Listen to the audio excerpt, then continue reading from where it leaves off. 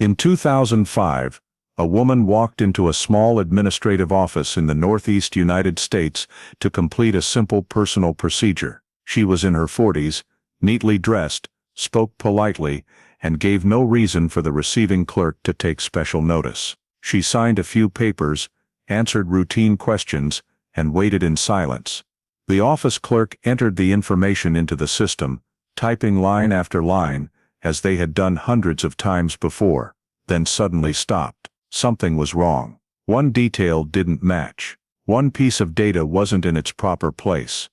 The woman standing across the desk remained calm, completely unaware that in the coming days, her entire life story would be turned upside down. She had no idea that this seemingly harmless action was about to reactivate a missing child case from 1961. She had no idea that she was standing at the intersection of a case that had haunted a small town in Vermont for more than 4 decades. And she had no idea that, somewhere, a family had lived nearly their entire lives with the question of how their 5-year-old daughter had vanished, and whether she was still alive. Before we dive deeper into this story, please leave a comment letting us know where you're watching from. If you love true crime stories where the truth only emerges after decades of silence, don't forget to like the video, subscribe to the channel, turn on notifications, and share it with someone you think will get hooked on this story too. In 1961, Vermont was still one of the most peaceful states in America, where life moved slowly in small towns, where people knew each other across generations, where doors were often left unlocked during the day, and children could run freely outside, crossing quiet roads without causing much worry for adults. It was an era when the idea of serious crime, especially against children, was seen as something distant, something that appeared on the front pages of big city newspapers, but not in the everyday lives of local communities. The Barnes family lived in a typical Vermont neighborhood of that time, a modest wooden house with a small front yard, where the father held a steady manual labor job. The mother spent most of her time caring for the family and participating in community activities. A life that wasn't wealthy but was fulfilling, wrapped in familiarity and a sense of security they had never had reason to question. Margaret Barnes, their 5-year-old daughter, grew up in that environment with perfectly ordinary habits, playing around the house, visiting neighbors where every adult knew who she was, returning home in time for dinner, a child who had never needed to learn caution because the world around her, in the eyes of her family and the entire town, was inherently safe. Margaret had a petite build typical for her age, light-colored hair usually tied neatly, an outgoing personality, accustomed to playing alone within the boundaries adults considered safe, and that very familiarity meant her days passed without clear lines between supervision and freedom. The day Margaret disappeared began like any other, with no warning signs of the tragedy to come. She went outside to play as usual, during a time when the adults in the family still believed that a quick glance out the window or asking a neighbor was enough to know where she was. In the area at that moment, there were familiar people, everyday activities happening alongside one another, and also a few small details that at the time weren't enough to make anyone pause and ask serious questions, sights or presences that weren't entirely familiar, but were quickly dismissed by the rational reassurance that they were just harmless coincidences in a community considered safe. Time passed without anyone noticing that Margaret had been absent longer than usual. The initial hesitation from the adults stemmed from the belief that she might be playing in some familiar spot or at a known person's house without having reported back, and that unsupervised window of time created a gap that no one recognized until it became too obvious. When the family began calling Margaret to come home and got no response, unease gradually set in, shifting from normal waiting to worry, then to fear as the usual answers from neighbors all led to the same conclusion: no one knew where she was. The Barnes family immediately launched a spontaneous search, splitting up to cover the neighborhood, calling Margaret's name on familiar streets, stopping at every house to ask, repeating the same question with fragile hope that just one more person remembering something would resolve everything. But time kept passing without any sign she was nearby. As daylight faded, and the silence grew heavier, the family realized this was no longer the typical delay of a playful child, but a situation beyond their ability to handle alone, and in that moment, with growing panic and overwhelming helplessness, they made the decision to contact local police to report Margaret Barnes missing, a decision that marked a clear boundary between an ordinary day and the beginning of a tragedy that at the time, no one in the family or community could imagine would last for so many years. The Barnes family's missing person call was received by local police in a context where similar cases in the early 1960s were often handled as routine incidents rather than serious criminal threats. And from the very first moment the information was recorded, the case was classified as low priority because the victim was a child from a small community with no history of running away, no signs of family conflict, and living in an area considered safe.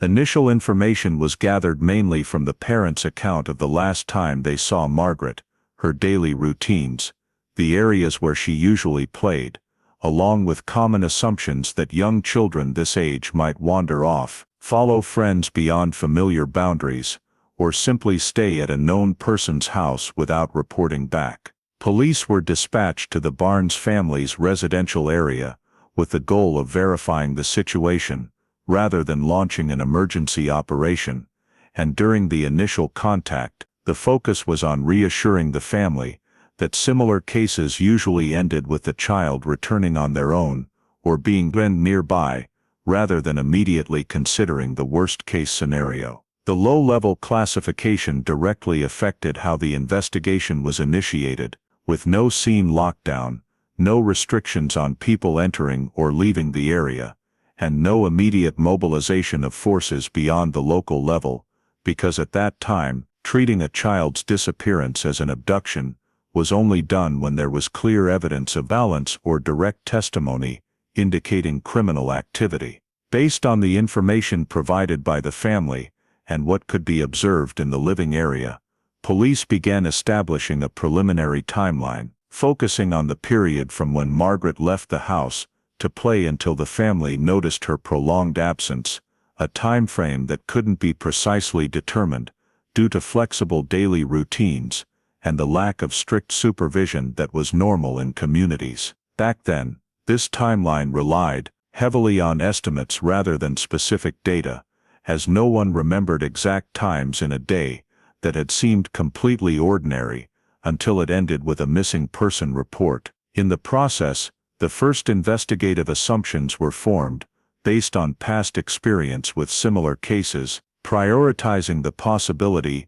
that Margaret had wandered off in the nearby area, followed another child to a familiar location, or gotten caught up in an activity that prevented her from returning on time. And these assumptions led to focusing the search in a narrow area, rather than immediately expanding to scenarios involving human intervention or deliberate action. Police quickly questioned some of the closest neighbors, mainly to confirm whether Margaret had been seen recently, but the responses were vague, providing no specific information strong enough to change the initial assessment, and in the absence of clear leads, the case continued to be handled under standard procedures for a lost child, rather than a full criminal investigation. The failure to implement emergency measures in this phase, including not issuing widespread alerts, not requesting assistance from units outside the local area, and not immediately screening unfamiliar individuals in the vicinity, reflected an investigative mindset heavily influenced by the social context of the era, where trust in local community safety often overrode the recognition of potential risks. While police focused on gathering basic information and reinforcing the assumption that Margaret would soon be found, time continued to pass without significant changes in the situation, and each hour, without decisive action, unintentionally reduced the chances of capitalizing on the most critical opportunities to determine exactly what had happened to the little girl. The Barnes family, despite having reported to police and seeing the presence of authorities, still faced growing anxiety, as they realized the steps being taken didn't match their level of fear, and the gap between how they perceived the situation and how it was officially classified created a dangerous void in the crucial early hours, when the hope that Margaret had simply wandered off still dominated most decisions. As night fell and Margaret still hadn't returned, the case entered a new phase without a clear shift in approach, because in the initial records, there was no strong enough factor to force police to reclassify the disappearance as an emergency, and this delay, stemming from assumptions that seemed reasonable at the time, laid the groundwork for a series of subsequent cautious decisions, causing the investigation to start more slowly than the circumstances truly demanded. After the first night yielded no concrete results, Margaret Barnes's disappearance entered what is considered the most critical phase of the entire process, as the following 48 hours were still regarded by convention as the key window for determining the direction of a missing child case, and within this time frame, investigative activities began to be carried out with greater intensity than in the initial hours, though still shaped by the standards, limitations, and investigative thinking characteristic of 1961. Local police revisited the information gathered from the Barnes family, cross-checking statements about the last sighting of Margaret, the areas she frequented, people she knew nearby, and any unusual changes in the family's routine on the day of the incident, thereby building a general speculative picture of the girl's possible final movements before vanishing. The handling procedures for missing children at that time emphasized local factors, assuming most cases could be resolved within the town or nearby areas, so the investigative focus continued to center on expanding physical searches, questioning more neighbors, family friends, and regular residents in the area, rather than quickly shifting to inter-regional or federal measures. In the process, investigators worked under limited technological conditions, with no computer systems for storing or cross-referencing data, no centralized databases on strangers or traveling criminals, and all information recorded manually, making compilation and analysis slow and heavily reliant on individual officers' memory and experience. Manpower was also a significant constraint, as police forces in small Vermont towns at the time were thin, handling multiple duties simultaneously, and lacked specialized units for missing children, or rapid response teams trained for such situations, resulting in resource allocation for Margaret's case not reaching maximum levels from the start. In the first 48 hours, police conducted additional rounds of interviews with residents near where Margaret usually played, focusing on confirming whether anyone had seen her after she left home, but the information obtained remained fragmented, providing no specific time or location strong enough to narrow the search, and the absence of direct witnesses meant all hypotheses relied on indirect inference. Concurrently, the search expanded geographically, but still within limits police deemed reasonable for a 5-year-old who had wandered off, prioritizing familiar routes, easily accessible areas, and places a child could reach alone, rather than locations requiring transportation or adult assistance, a choice clearly reflecting the dominant assumption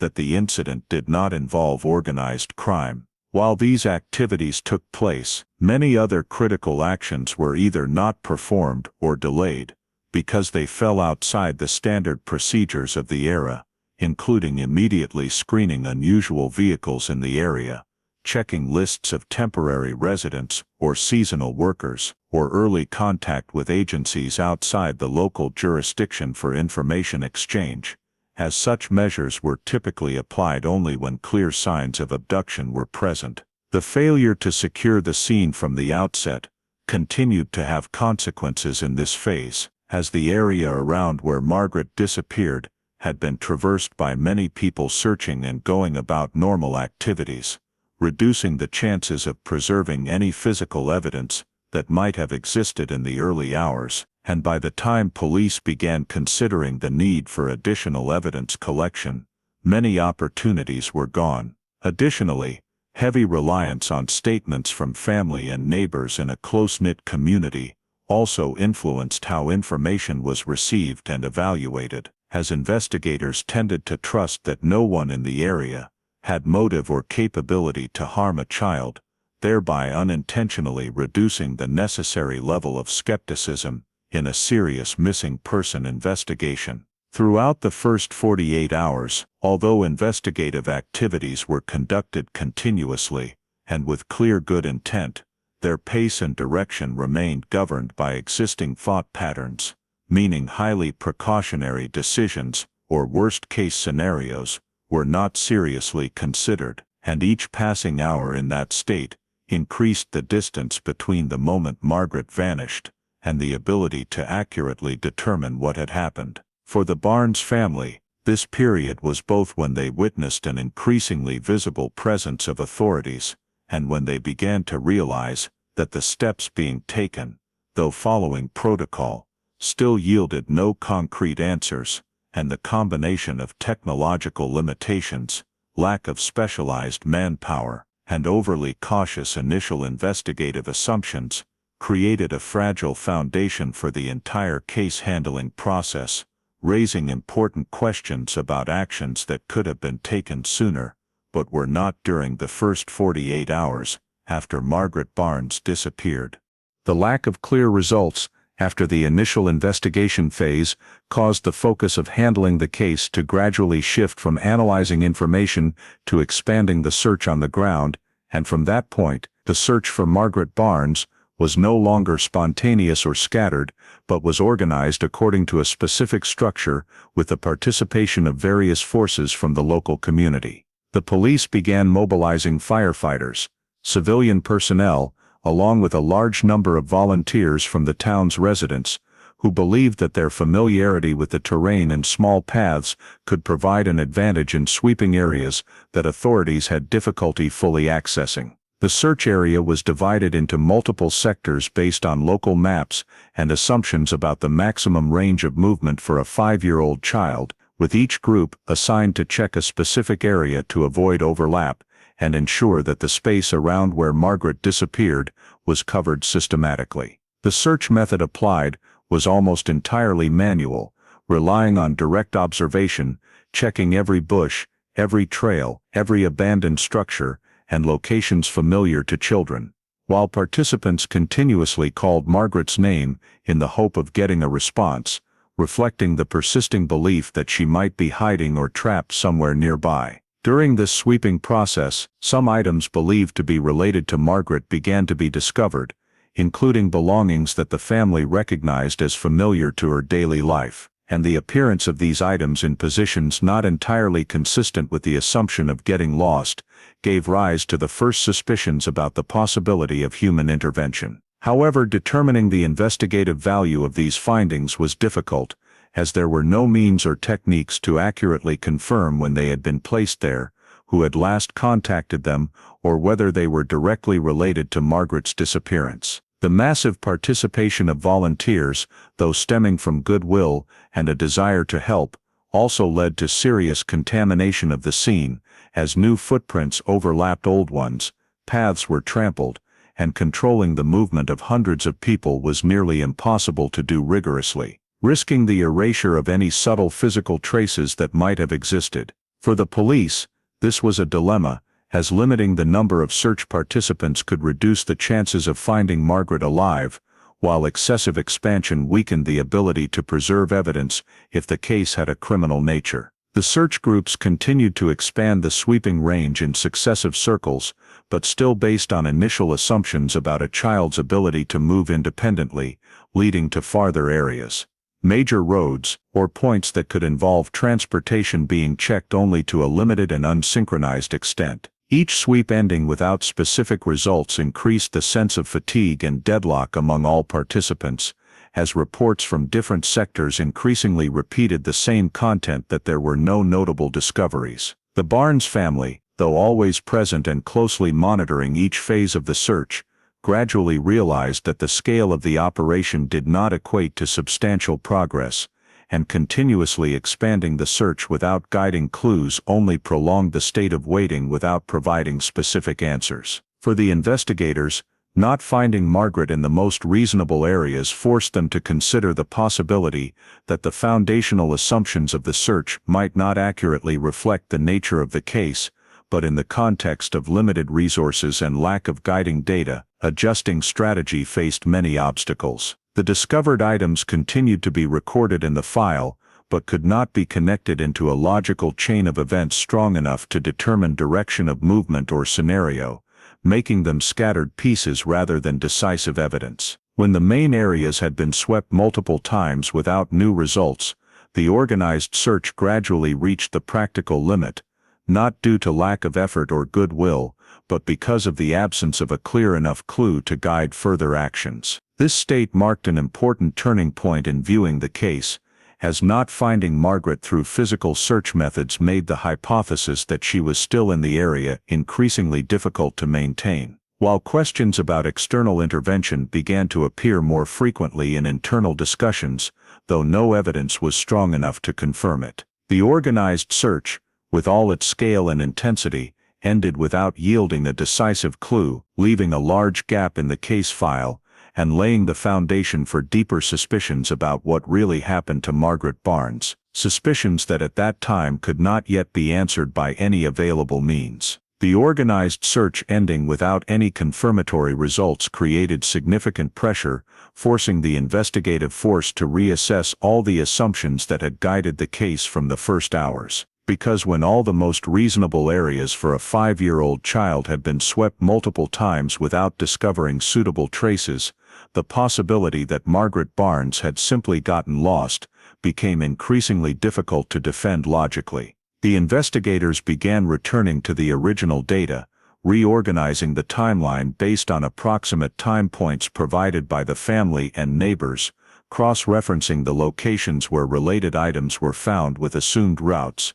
and in this process, they realized that the elements considered foundational to the lost assumption did not form a coherent chain of events. There was no evidence that Margaret had moved continuously within the search area, no signs that she had been injured or met with an accident that could explain the complete disappearance, and no witnesses confirming they had seen her at locations that the initial assumption suggested she might have passed through. The absence of these signs made the possibility of human involvement, though previously mentioned only cautiously, begin to be considered more seriously in internal discussions among authorities. The shift from assuming a random incident to the possibility of intentional intervention did not happen abruptly, but was the result of an accumulating process of suspicions, in which each small detail inconsistent with the lost scenario contributed to weakening the old assumption. In that context, the police decided to expand the scope of collecting statements,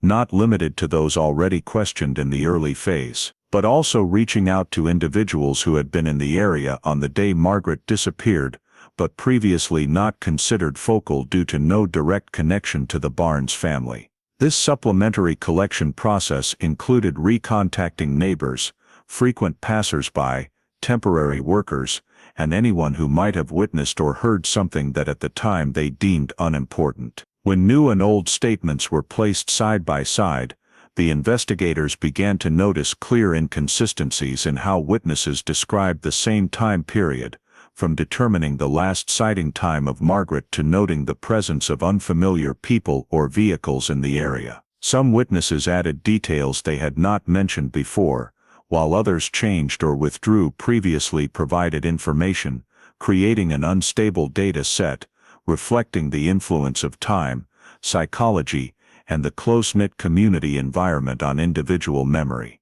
These contradictions put the investigative force in a difficult position, as determining accurate information became more complex without strong physical evidence for verification, and each statement had to be evaluated in the context of the intricate social relationships in a small town where everyone knew each other. In analyzing these contradictions, some investigators began paying attention to details related to the appearance of elements not part of the community's daily life, such as unfamiliar strangers or behaviors described as unusual, though this information remained indirect and insufficient to identify a specific suspect. Considering the possibility of human intervention also entailed re-examining the entire approach to the case, because if Margaret had not left the area on her own, her disappearance without drawing attention suggested the possibility of an adult trustworthy or familiar enough to prevent resistance, a hypothesis that raised more questions than answers in the absence of verifiable data. This adjustment of assumptions forced the police to confront an unpalatable reality at the time, that the community considered absolutely safe might have concealed risks they had never faced before, and acknowledging that possibility meant breaking a foundational trust not only for the Barnes family, but for the entire town. Within the investigative force, opinions began to diverge markedly, as some pushed for deeper pursuit of hypotheses related to intentional behavior, while others worried that doing so without specific evidence would lead to wrongful accusations, harming innocent individuals and eroding community trust in authorities. This lack of consensus directly affected the pace of the investigation, as many approaches were proposed but not fully implemented due to limitations in resources, technology, and caution in breaking traditional handling norms. Meanwhile, contradictions in statements continued to accumulate without thorough resolution, as each re-interview risked further distorting witnesses' memories, and manual recording made cross-referencing cumbersome and prone to errors. The heavy reliance on statements in a case without clear physical evidence further highlighted the limitations of investigative methods of that era, when capabilities for behavioral analysis, assessing witness reliability, and connecting data were very limited. Nevertheless, gradually setting aside the lost assumption opened up new thinking space for the investigative force, where Margaret's disappearance was considered as an event possibly related to intentional action, though motive, subject, or method could not yet be specified. The investigation began to branch in direction not through a breakthrough discovery, but through a change in questioning, as instead of asking where Margaret might have gone, investigators started asking who might have taken her away from the area, and how without leaving easily detectable traces. This shift, though quiet and not clearly reflected in official announcements, changed the structure of the case file, influencing how new information was evaluated and how contradictions in data were viewed, from insignificant discrepancies to potential signs of a more complex scenario. As the phase of adjusting assumptions gradually closed, the case entered a new state, where old hypotheses were no longer convincing enough, but new ones lacked a solid foundation to drive more decisive actions, creating a dangerous limbo in the investigative process, where uncertainty and hesitation risked slowing necessary steps in clarifying what really happened to Margaret Barnes. The shift in investigative assumptions forced authorities to enter a more sensitive phase of the case, where the focus was no longer on where Margaret Barnes might have gone, but shifted to the question of who might have approached her in that brief time without drawing attention,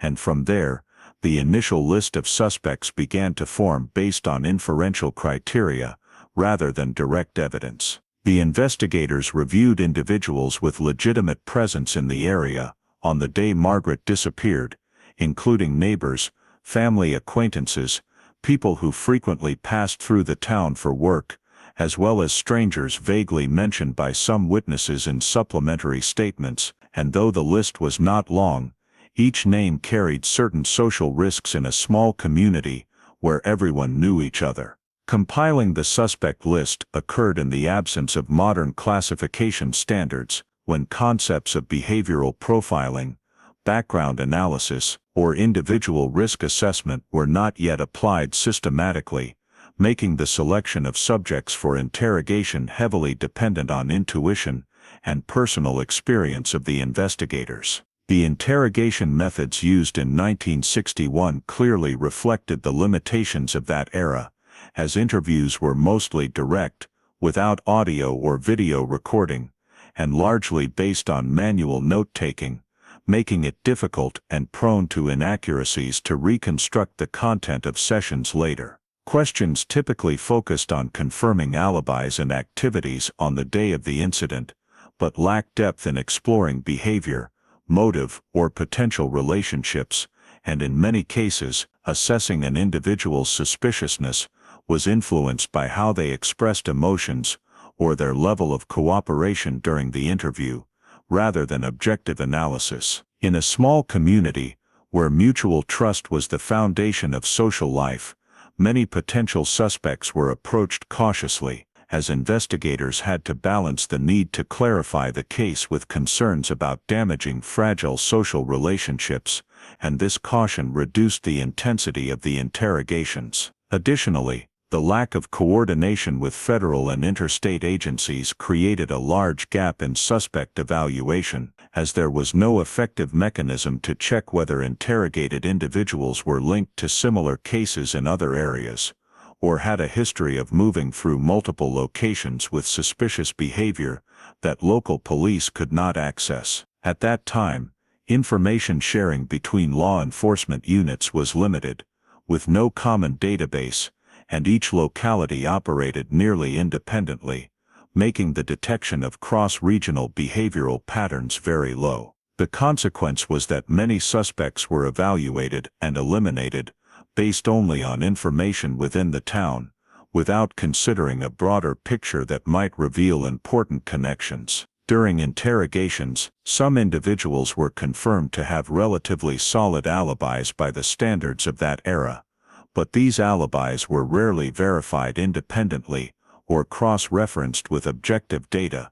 due to lack of tools and resources for deeper confirmation, leading to suspect elimination on insufficiently rigorous grounds. Some other suspects were removed from the list simply because they had no prior record, or because the community deemed them incapable of such behavior, a highly subjective criterion strongly influenced by social biases. Meanwhile, contradictory statements obtained in the previous phase were not always used to systematically re-question suspects, as connecting scattered pieces of information required a level of analysis beyond the capabilities of investigative methods at that time. The absence of modern investigative techniques, such as behavioral analysis or psychological evaluation, caused many suspicious signs to be overlooked or not properly recognized, and details that could become important clues in another context were deemed insufficiently weighty to pursue.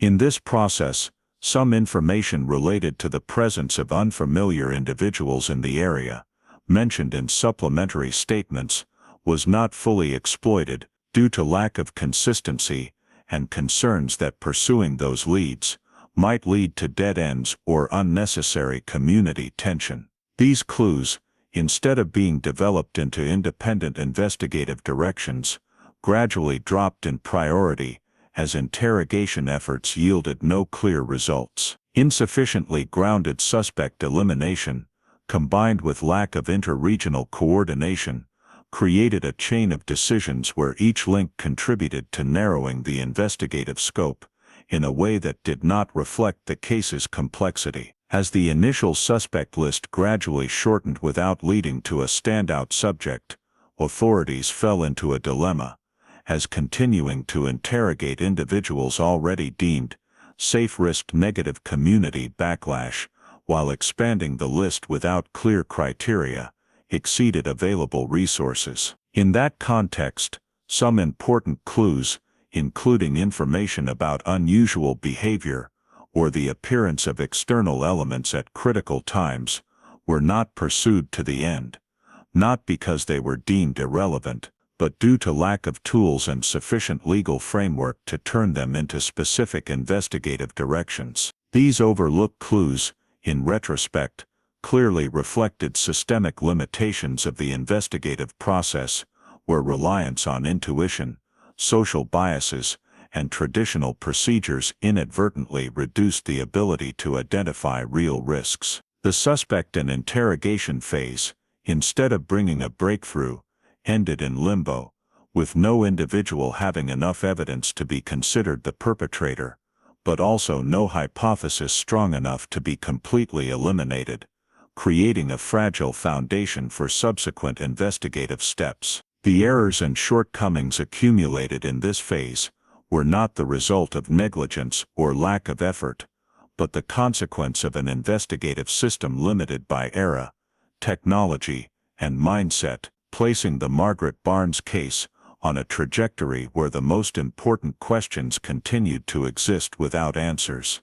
and clues that could have changed the outcome gradually sank into the file, awaiting a very distant time in the future for a chance to be re-examined. The fact that the suspect identification phase led to no specific conclusions pushed the investigation into a prolonged state of limbo, where every approach involved numerous assumptions but no new leads strong enough to break the deadlock, and from that point on, the pace of the case slowed noticeably, even though it was nominally still considered active. Investigators continued reviewing files, cross-checking old statements, and re-evaluating previously proposed hypotheses, but these efforts yielded no new verifiable information, as all key data had already been exhaustively explored multiple times without uncovering contradictions significant enough to open a different investigative direction. In the absence of new leads, the case gradually became susceptible to influence from unverified external sources,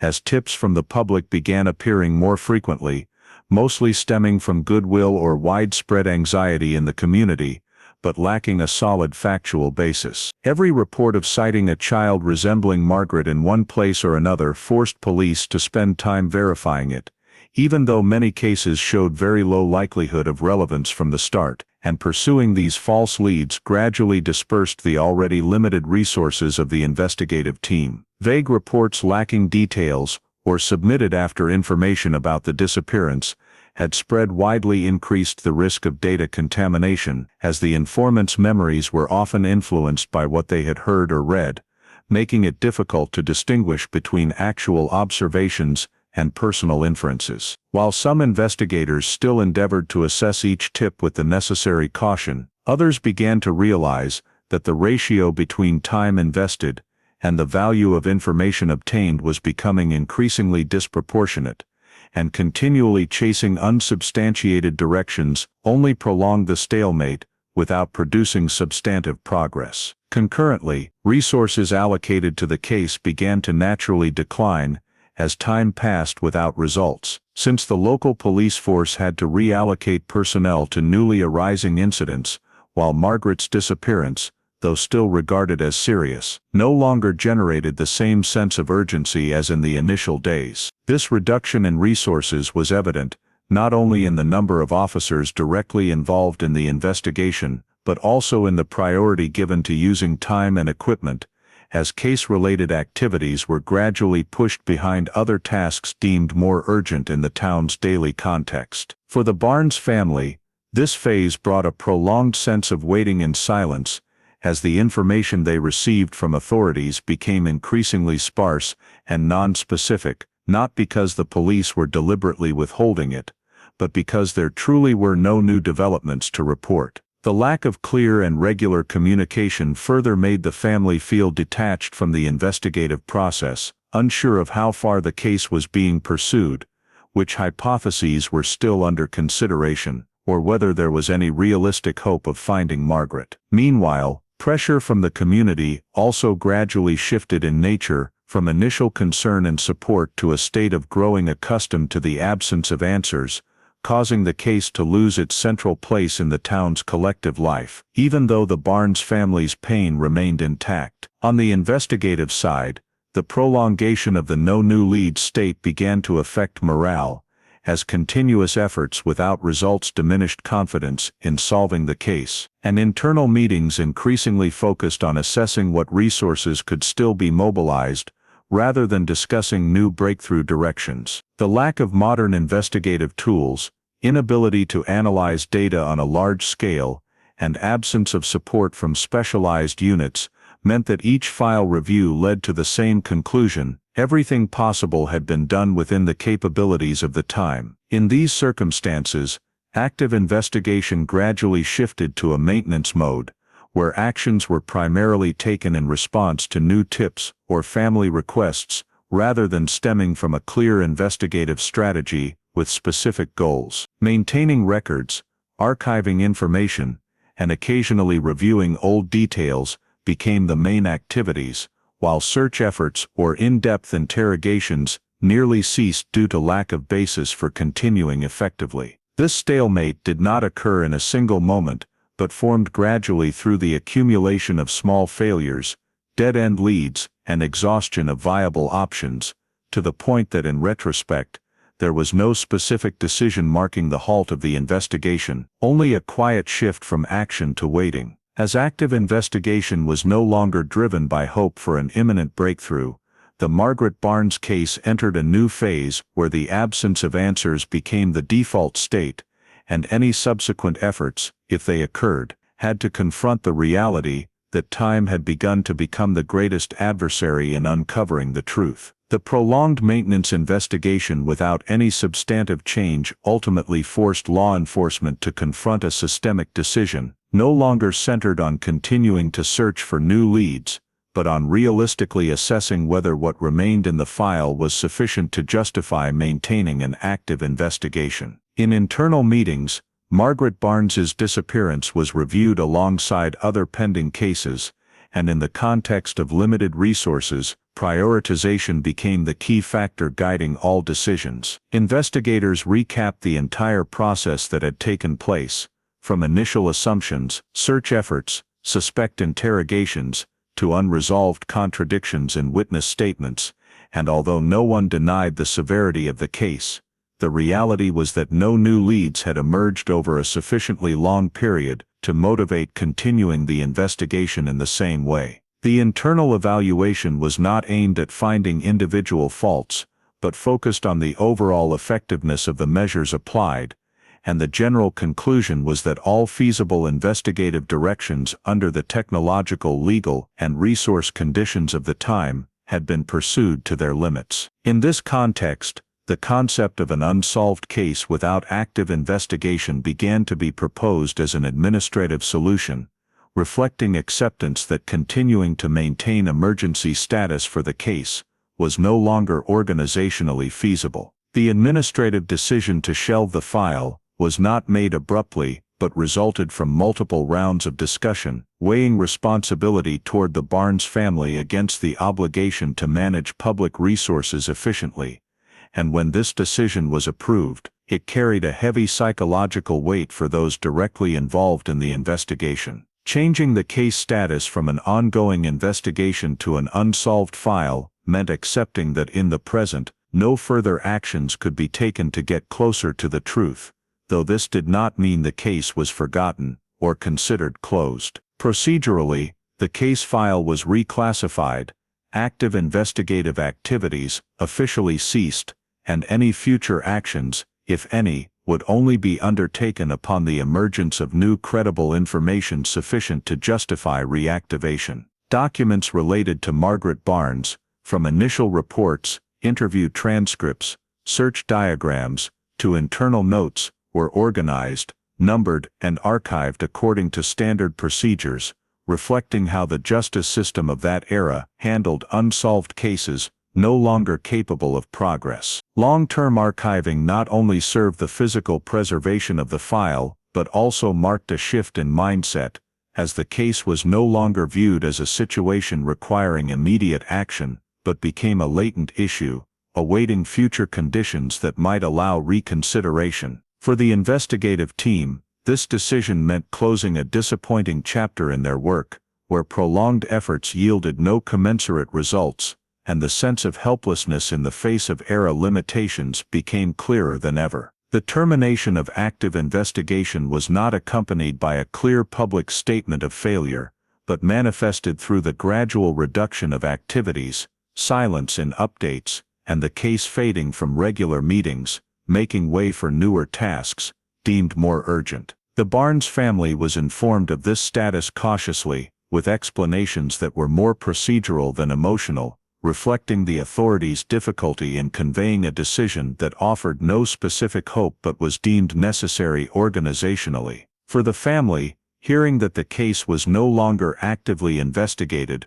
created an indescribable void, as fragile hope for an imminent breakthrough was replaced by indefinite waiting, and the feeling that the question of Margaret's fate was left hanging in a system they could not influence. In the community, the case gradually receded from daily attention, not because people had forgotten, but because the lack of new information made it a familiar sad story, mentioned more in private conversations than public discussions. In terms of records, long-term archiving created an increasingly large gap between the time Margaret disappeared and the ability to revisit initial data, as witness memories faded, involved individuals changed residences, and details once considered important gradually became buried under paperwork. Nevertheless, reclassifying the case did not mean it was permanently closed, as in the legal system, unsolved files still existed as entities that could be reopened if new information emerged,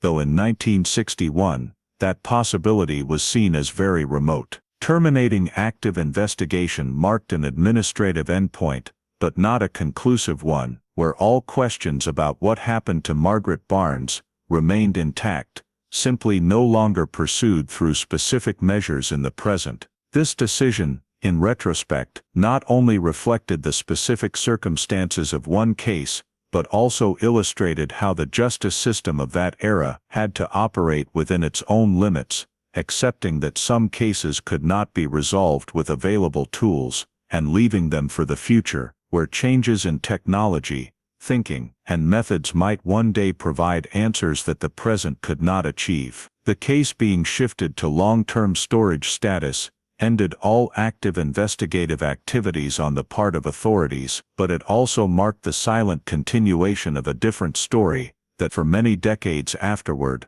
did not exist in any official records, as Margaret Barnes's life continued in a completely different place, detached from the context in which she had grown up, and from the identity tied to her disappearance at age 5. The change in living environment occurred in a way that severed nearly all connections to the old community, with no more familiar streets, no more faces that knew who she was, and no administrative traces indicating the continued existence of a child named Margaret Barnes. In the new environment, she was placed in a different upbringing, where relationships, daily routines, and perceptions of family were rebuilt from scratch, not based on existing memories, but on what was provided and accepted as the sole reality. Her new identity was not just a different name, but a complete structure, including a backstory about origins, family relationships, and personal history, shaped to fit the upbringing circumstances,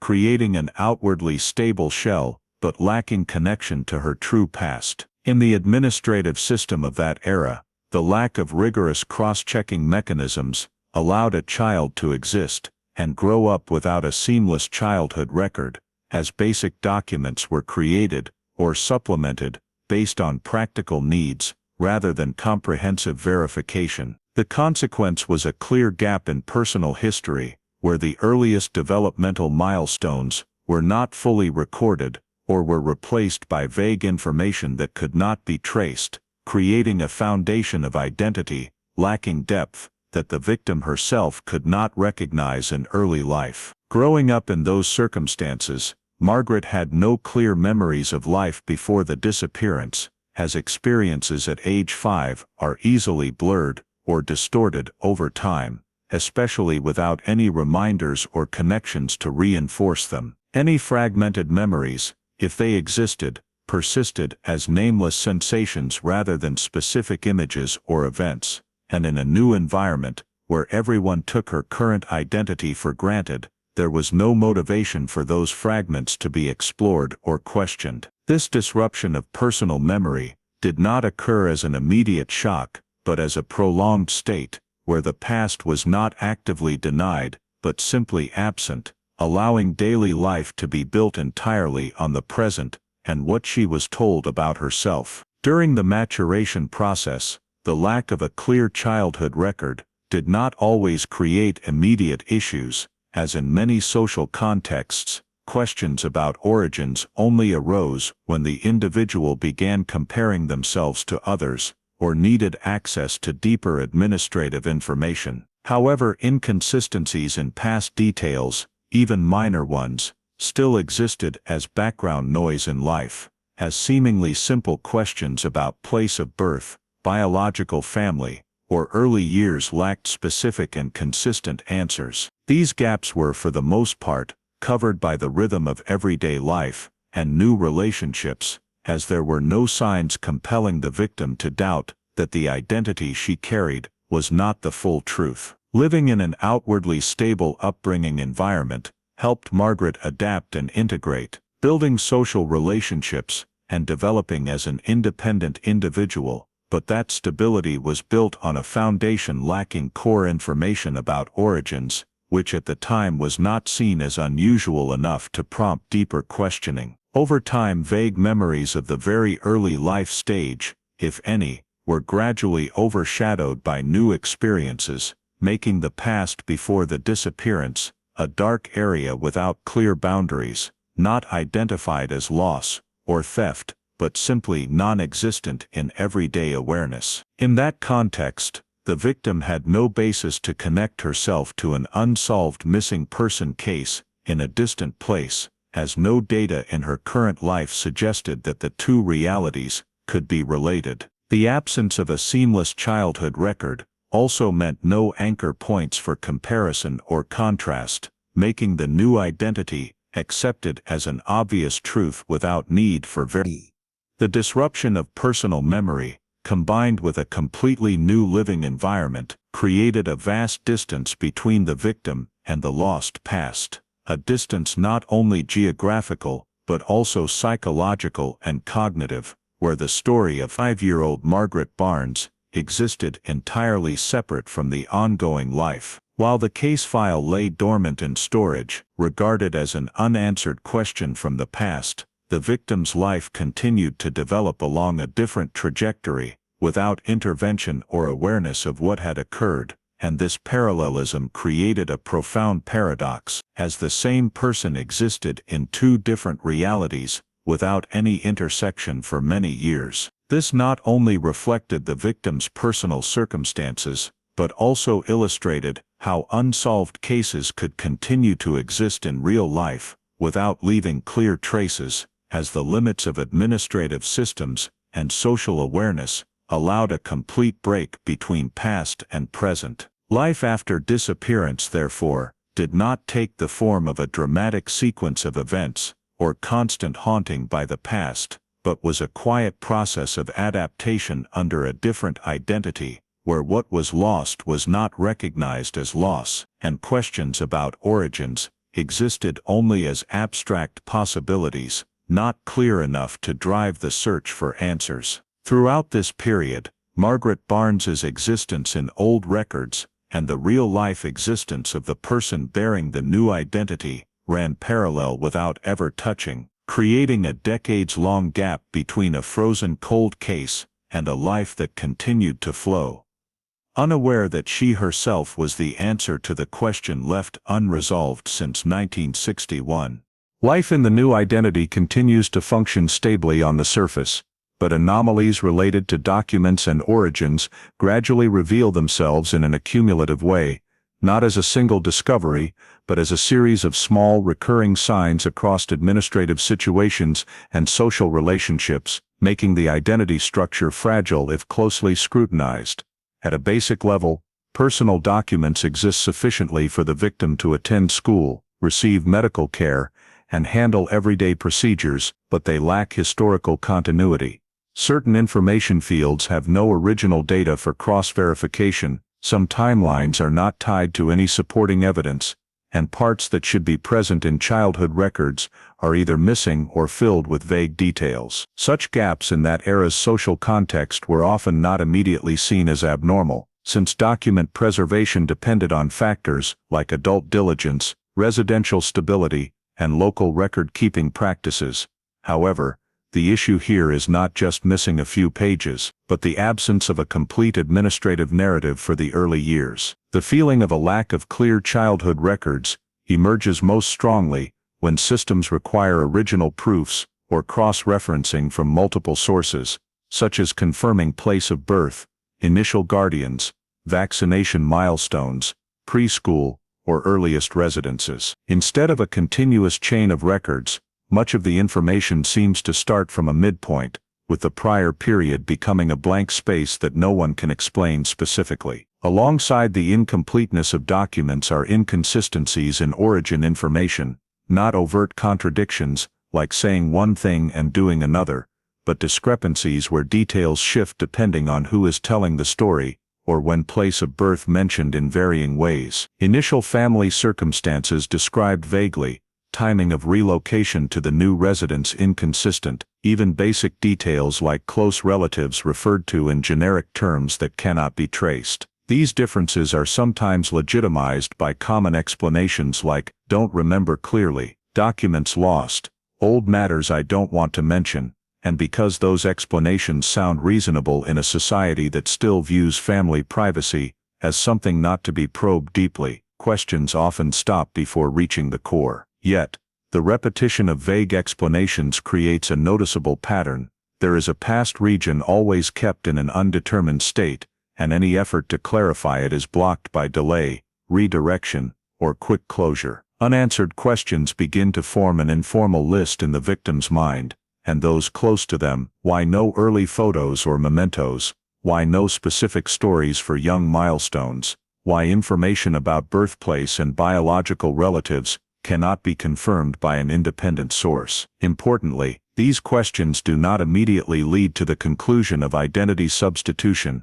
because for many years there was no basis to imagine such an extreme scenario. They exist as a sense of incompleteness, like a book with the opening chapter torn out, but still readable, if the reader accepts the gap. Avoidance behavior toward the past becomes a mechanism for maintaining stability in the new identity, manifested through limiting mentions of childhood, avoiding conversations about origins, discouraging searches for old relatives, and creating an implicit atmosphere that such questions are unnecessary, or even impermissible. This avoidance can be carried out by the guardian or nurturing environment in sophisticated ways, changing the subject, turning the question into something rude, suggesting that digging deeper will cause trouble, or simply providing no specific information so the story can continue. For the victim, the natural response over many years is adaptation, accepting that the past is vague, that family is the present, that answers matter less than living stably. This adaptation is especially strong in a child,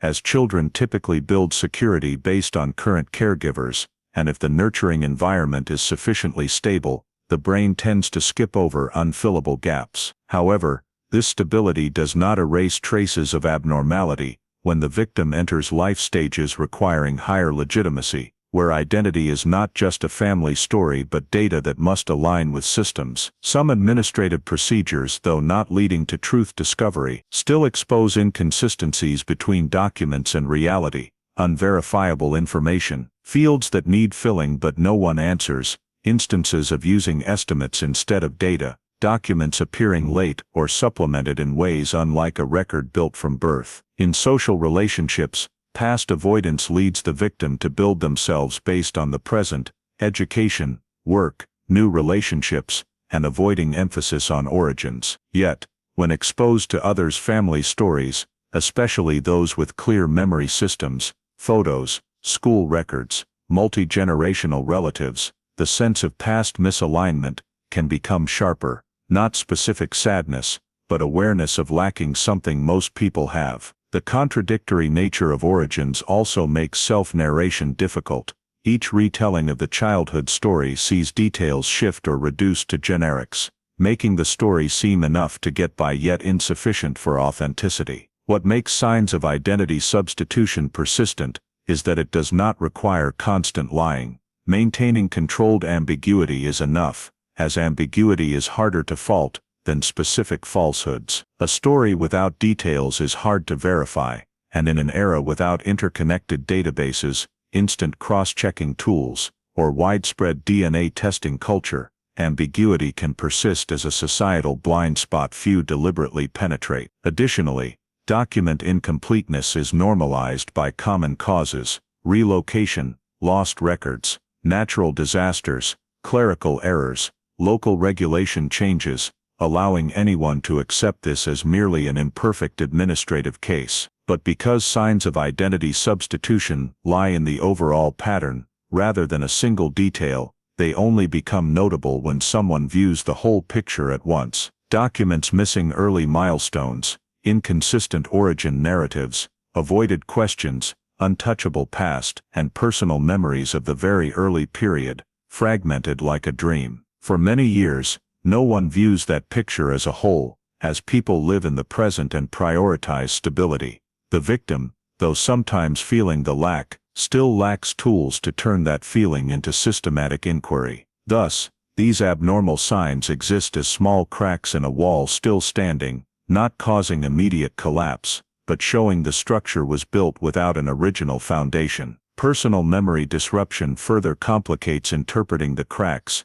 as if the victim does not clearly remember what happened before. Any doubts can be dismissed by themselves as imagination or confusion, especially when the surrounding environment discourages digging. The collection of these signs does not automatically lead to truth, but it creates an important reality in the story's progression. The new identity is maintained, not by absolute consistency, but by avoiding verification, accepting gaps, and maintaining a forbidden zone for the past, allowing a life to continue in surface stability, while the true origin foundation remains out of sight of the person living it. The vague signs regarding origins and incomplete documents continue to exist as a silent background layer, as the victim enters adulthood, where daily life demands stability and integration more than tracing the past, and in that context, the new identity gradually becomes the sole frame of reference for building oneself. The coming-of-age process follows an outwardly completely normal trajectory,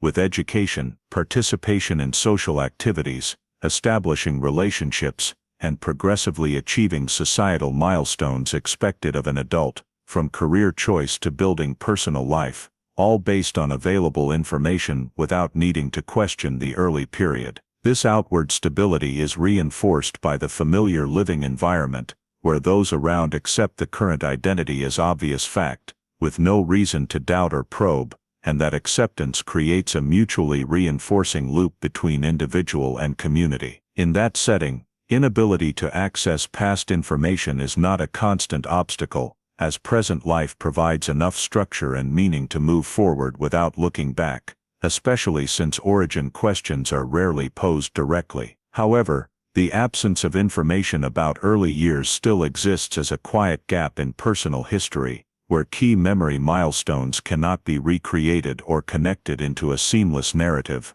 forcing the victim to rely on what was told or guessed to imagine the period they do not remember. This gap is not always felt as clear loss, since human memory tends to adapt to what is available, but it becomes sharper when comparing oneself to others, when childhood, biological family, and origin stories are shared naturally in social interaction. In those situations, having nothing specific to tell, or relying on generic information, makes personal history fade, not from lack of events, but from lack of confirmation. Inability to access past information also means no opportunity to ask the right focused questions, as when unaware of what is missing, it is hard to determine where to search or where to start. The new identity, in this circumstance, functions as a complete enough frame to cover the underlying gap, allowing life to proceed uninterrupted by unanswerable questions. Upon entering adulthood, new relationships form based on present and future, not family history or distant past, and lack of contact with biological family is not recognized as abnormal, since in the new identity narrative, the current family is clearly defined, even without mention of blood ties. This absence of contact creates no direct conflict, as there are no memories or data forcing the individual to seek biological relatives never present in their conscious life. Instead, social and family relationships built in the new environment become the primary anchors, providing the necessary sense of belonging and stability for coming of age. However, the gap in personal history still exists as an inaccessible region, where origin questions are not explicitly forbidden, but also not encouraged, and prolonged silence around the topic gradually becomes an informal norm. Lack of contact with biological family also means no generational stories, no memory continuity across generations, and no reference point to understand oneself in a broader lineage or family history context that many others take for granted. This deficiency does not always cause overt loss, as adult life often focuses on present and future goals, but it creates a cognitive foundation where the past plays a less shaping role than for individuals with clear family histories. In situations requiring self-reflection, such as facing major decisions or personal events, lacking a clear origin story can make self-understanding more abstract, relying heavily on current experiences rather than a linked chain from the past. Outward stability continues through adaptability and building life on what can be controlled, but beneath that stability, personal history still lacks key confirmation milestones, making the identity, though functioning effectively in society, temporarily foundational. Inability to access past information also reduces the ability to raise systematic doubts,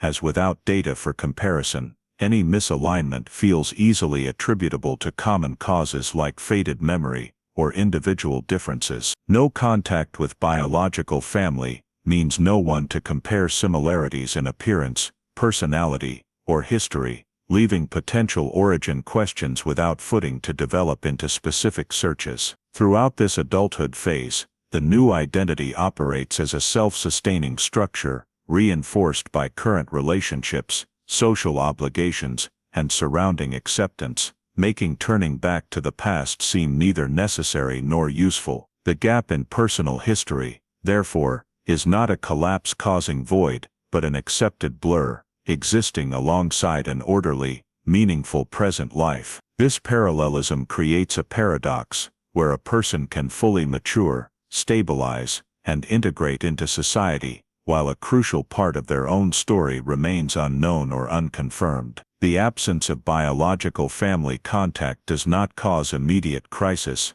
but it lays groundwork for the possibility that if one day an external factor forces identity re-verification, this entire outward stability structure could be challenged. In this phase, no specific event disrupts the established life trajectory, and thus the story continues in balance, where the past is left behind not by denial, but by its complete absence from conscious life. Coming of age in a different identity, therefore, does not carry the image of flight or a tightly guarded secret, but a long-term adaptation process, where present stability gradually replaces the role of past memory, and where personal history, though deficient, is not strong enough to hinder building a complete life by ordinary societal standards. The stability built throughout coming of age continues until a personal decision emerges, not stemming from a need to trace the past or suspicion about identity, but from very ordinary motives related to understanding oneself in a way modern society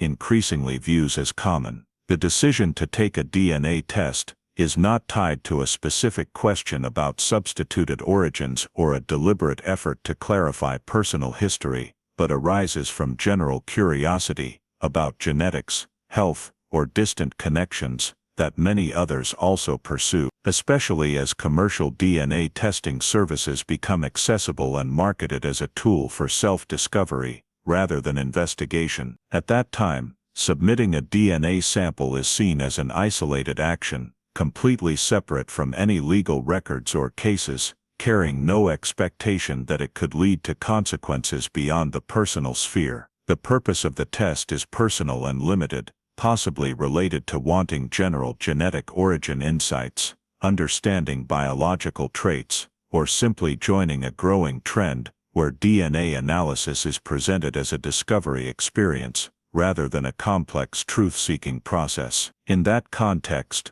there is no psychological preparation for the possibility that personal biological data could become part of a larger system, where algorithms and databases might connect seemingly disconnected information into a picture beyond the provider's control. Collecting and submitting the DNA sample follows standard procedure, with trust that the data will be used as described, and no indication that this action could impact a decades-frozen case. Once the DNA data enters the system, it becomes a new data point in an expanding network, where genetic information is compared, cross-referenced, and analyzed not only to answer personal questions, but also to identify potential biological relationships among strangers. At that moment, the existence of algorithms capable of detecting distant kinship based on matching DNA segments is not something participants always fully understand, and the possibility of data being used for unintended purposes is often not seriously considered. There is no perceived link between this action and a child disappearance from decades earlier, as the two realities exist in completely separate spaces. One is a stable personal life in the present, the other an archived, nearly forgotten old file. Failing to foresee the consequences of this decision is understandable in a context where DNA testing is presented as a personal service, emphasizing control and privacy, but rarely accompanied by full explanation of future cross-referencing possibilities. When test results are processed, the DNA data not only serves to provide personal information, but is also stored in the system, ready for automatic comparisons with later submitted samples, a silent process not requiring ongoing participation or consent from the provider. During this phase, personal life continues normally, with no sign that the DNA testing decision has created a structural change in how identity is defined, or in the link between past and present. Any information gained from the test is received as interesting or useful on a personal level, not enough to trigger deep origin inquiry, or to re-question a personal history accepted for years. This lack of awareness of consequences also reflects a broader reality of the era, where technology advances faster than individuals' ability to predict future uses of their data, especially as analysis and matching systems grow more sophisticated. Submitting DNA to the system, in this case, is not an intentional act to connect with the past, but an inadvertent step creating a bridge between previously separate timelines. While the victim continues living in the familiar identity, their biological data begins existing in another space, where it can be compared to millions of others, not according to personal story logic, but probabilistic and genetic matching logic. Notably, there are no warning signs at that time indicating participation in DNA testing could shake the decades-built stability foundation, and the very normality of this decision makes it a particularly pivotal turning point, as it is not recognized as such until consequences emerge from the system, rather than the individual. The separation between personal intent and actual impact creates a paradox, where a small, non-investigative decision becomes the trigger for a chain of events extending beyond private life. Throughout this phase, there is no intervention from law enforcement, no link to old files, and no indication that the newly entered DNA data will soon serve as a key piece in a decade's unresolved story. That personal decision therefore exists in perception as an ordinary choice of a modern adult, made with limited expectations, and without preparation for possibilities outside normal thinking. Only in retrospect can this decision be recognized as the first intersection between a life lived in a different identity and a long-frozen case, but at the time it occurs, it carries no such meaning, and the very lack of awareness of consequences allows everything to continue operating in silence, awaiting the moment when system analysis and matching mechanisms create a connection no one involved could foresee. The personal decision to upload DNA data into the system, which carried no expectations beyond the realm of private life, began to produce unforeseen consequences when the automated analysis mechanisms in the genetic data network detected matches that could not be explained by known family relationships, opening a chain of comparisons independent of the awareness or further actions of the sample provider. The system, designed to compare DNA segments across millions of different profiles, was not intended to reconstruct personal stories, but to determine degrees of genetic similarity, and it was precisely in this process that a potential biological kinship was discovered, inconsistent with any declared origin information in the current identity. The degree of matching was high enough to rule out randomness, yet it did not correspond to recorded close relationships, causing the algorithm to classify it as a connection requiring deeper examination within the broader context of the system data. This discovery did not immediately lead to specific action, but was first recorded as an anomalous signal in the data network, awaiting cross-referencing with other information sources to determine its actual significance. In modern systems, such matches can trigger notification processes depending on context and relevance, and in this case, the existence of an unresolved missing person file in the same genetic data line created a rare intersection between two previously completely separate worlds. As the algorithms continued cross-referencing, the genetic relationship was placed alongside historical data, including archived records of children missing from decades earlier, and it was here that a potential link to the 1961 case began to emerge, not as a conclusion, but as a possibility requiring human review. Establishing this connection required the intervention of data analysts and investigators capable of assessing whether the DNA match was significant enough to cross the boundary between purely genetic data and a frozen criminal file. Once the information was compiled and technically confirmed, the notification process to the investigative agency was activated, bringing a case once considered beyond progress back into the view of the law enforcement system. This notification was not affirmative, but presented a chain of facts: the existence of a current DNA sample genetically linked to individuals in the old file, a match level exceeding normal thresholds, and the need to re-evaluate the case in light of modern technology. For the receiving investigative agency, this was a rare situation where a long-archived case suddenly reappeared not due to a new witness or confession, but through a biological analysis system that did not exist at the time of the incident. The process of linking to the 1961 file required reviewing original documents, cross-checking information about the Barnes family, retrievable biological data, and notes regarding possible surviving blood relatives,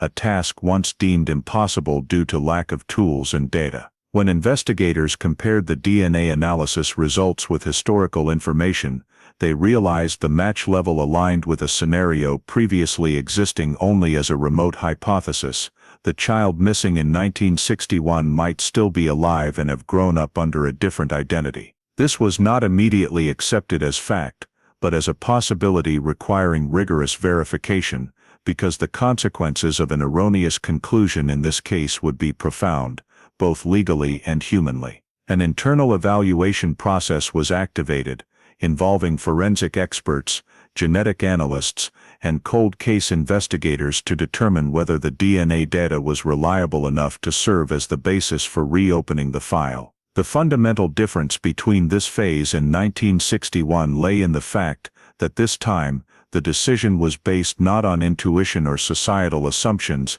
but on statistical probabilities and quantifiable biological evidence. As additional analysis reinforced the genetic link possibility, the question was no longer whether to reconsider the case, but how to do so while ensuring accuracy and ethical approach. The analysis results were forwarded to the unit responsible for pending cases, accompanied by a recommendation to re-examine the Margaret Barnes file in the context of modern technology, marking the first time in decades that this case was brought back to the desk with an entirely new data foundation. The decision to re-examine was not made hastily, as it required careful consideration of resources, investigative scope, and potential consequences for involved individuals, especially when the victim might be living a stable life unaware of this connection. However, the existence of genetic evidence had completely shifted the balance, making it professionally difficult to justify leaving the file dormant. When the reopening decision was approved, it marked a significant turning point, not only in the case's progress, but in how the justice system viewed its own past limitations. The 1961 file, once categorized among unsolved questions, was now placed in a new analytical framework where errors, assumptions, and constraints of the old era could be re-examined under the light of objective data. Notably, the entire activation process occurred without any initiative from the victim, demonstrating that biological data, once entered into the system, can operate according to logics beyond the original human intent. The case's re-emergence in the modern investigative system created a rare intersection between past and present, where a seemingly minor personal decision inadvertently triggered a chain of events capable of altering the perception of a decades-long missing person case. As investigators began preparing for the next phase, the Margaret Barnes case was no longer just an old file, but had become a test case for DNA technology's ability to recover stories obscured by time, laying the groundwork for a new investigation that this time started not from the absence of clues, but from the clear presence of a biological connection previously unknown to the system. The decision to re-examine the case based on DNA data did not remain at the technical level but quickly turned into a specific investigative process when the Margaret Barnes file was officially transferred to the unit specializing in pending cases, which possessed the authority, experience, and different approach compared to the force that handled the incident decades earlier. The cold case unit received the case with a completely different starting point, not the absence of leads as in 1961, but the presence of a biological clue strong enough to force a complete re-questioning of previous assumptions. The handover was not merely procedural,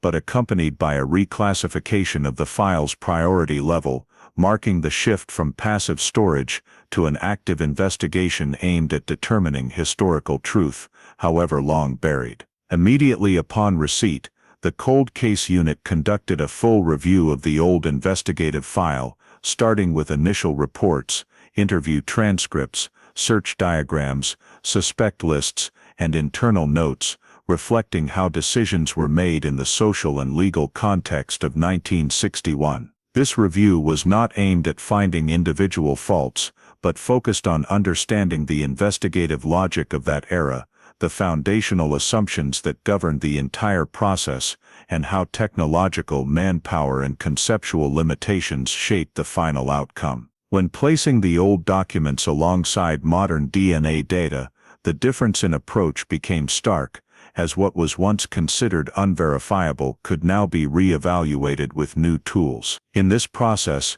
cold case investigators began identifying systemic rather than individual errors, including over-reliance on the wandered-off assumption in the early stage, delays in considering human factors, and elimination of suspects based on subjective criteria or unindependently verified alibis. These gaps, in retrospect, were no longer seen as reasonable decisions in a data-scarce context, but as structural weaknesses of a system not designed to handle situations exceeding common experience. Failure to secure the scene, conduct cross-regional checks, and establish retrievable long-term data storage mechanisms were identified as factors that significantly reduced evidence preservation, causing many potential leads to be permanently lost. Simultaneously, reviewing witness statements revealed many inconsistencies noted but not fully exploited, not due to lack of good faith, but lack of systematic methods to evaluate and cross-reference them. The cold case unit approached these shortcomings, not to judge the past, but to precisely determine what could still be done in the present based on what was overlooked or impossible before. From identifying gaps, a new investigative direction began to be built, not by recreating the entire old process, but by combining historical data with modern technology to restructure the case's core question. Instead of asking how Margaret disappeared, the new direction focused on determining by what means Margaret left her old life, and who might have facilitated that transition undetected in the 1961 context. Building the new direction also involved establishing reasonable scope for hypotheses, using DNA data to narrow biological relationships, thereby limiting possibilities regarding individuals who could have been involved in removing the victim from her original community. The cold case unit applied a layered approach, where genetic data served as an anchor to re-evaluate social, geographical, and behavioral factors from the old file, rather than treating them as disconnected pieces. A key part of the new direction was reassessing the old suspect list under modern data light, not to seek direct matches but to determine if anyone fit the new scenario built from DNA results. Simultaneously, investigators considered the possibility of individuals never included due to falling outside initial assumptions, a possibility previously constrained by overly localized approach. Reopening the cold case was not merely a technical act, but a fundamental shift in how the system viewed the case, from an unsolvable question to a solvable problem with new tools, though still fraught with challenges. In this context, every decision was carefully weighed to avoid repeating past mistakes, especially premature assumptions or eliminating possibilities due to lack of direct evidence early on. The cold case unit also faced new limitations, including the long passage of time, faded witness memories, and many involved individuals possibly deceased or unreachable, but unlike 1961, they had an objective data foundation to guide efforts, rather than relying solely on speculation. Building the new investigative direction thus aimed not to promise certain results, but to maximize truth access by utilizing all available tools, from genetic analysis to public record cross-referencing and historical data. Reopening the cold case marked a philosophical shift in investigation, where accepting that a once unsolvable case does not mean it will forever remain so, and where technological advances can revive questions seemingly closed by time. In this process, the Margaret Barnes case was not only seen as an isolated instance, but as proof of the modern justice system's ability to correct its own limitations by re-examining the past with entirely new tools and understanding. The new investigative direction built from reopening the file quickly shifted focus to modern genetic genealogy, where DNA data was no longer seen as an abstract indicator but became the foundation for reconstructing specific, verifiable biological relationships cross-referenced with the social history of involved individuals. From the DNA sample that triggered the reopening, genetic experts proceeded to build an extended family tree, starting by identifying DNA segments matching other individuals in the database, classifying relationship degrees by percentage and shared segment length, thereby estimating kinship distance between parties. This process was not aimed at immediately finding a specific name, but at building a sufficiently broad biological relationship network, where each branch represented a possibility to be evaluated based on non-genetic factors. As the family tree took shape, the number of potential individuals rapidly increased, forcing the investigative team to apply systematic exclusion criteria to narrow the scope. Incompatible branches were eliminated based on basic factors such as gender, age, and biological relationships, unable to explain the scenario of a child missing in 1961, growing up under a different identity. This exclusion was not arbitrary, but based on combining genetic data with demographic information, removing branches with no possible relevance from the outset. As the remaining branches decreased, cross-referencing became deeper, focusing on comparing birth timelines, movements, and residences of individuals in the tree, with the geographical and temporal context of the 1961 case. Investigators examined whether any branch included individuals present or capable of traveling through Vermont at the time Margaret Barnes disappeared, or with indirect connections to the area through work, family, or common travel routes of that era. Cross-referencing geographical and temporal factors played a key role in turning genetic data into actual investigative leads, as DNA only indicates biological relationships without explaining the social context where that relationship might lead to a child being separated from their birth family. In this process, many branches continued to be eliminated when they could not be placed in the same space and time as the incident, or when the branch's family history showed no reasonable scenario for the appearance of a child of unknown origin after 1961. The remaining branches, though fewer, still required detailed analysis, as each represented a chain of people, events, and choices potentially spanning generations. The modern genealogy investigative team had to combine data analysis skills with deep knowledge of 20th century social history, migration, and family patterns, as name changes, marriages, informal adoptions, and interstate moves could obscure direct connections between individuals. As the family tree was refined, focus gradually narrowed to a few specific branches with the highest probability, based on overlap between DNA data, appropriate age of individuals in the branch, and geographical access to the disappearance area. Narrowing the focus did not mean identifying a perpetrator or confirming the victim's identity, but determining the most plausible scenarios requiring verification through traditional investigative measures. Investigators began building composite profiles for each focus branch, including movement history, family relationships, and notable events potentially related to the appearance of a child without clear early life records after the case. In this process,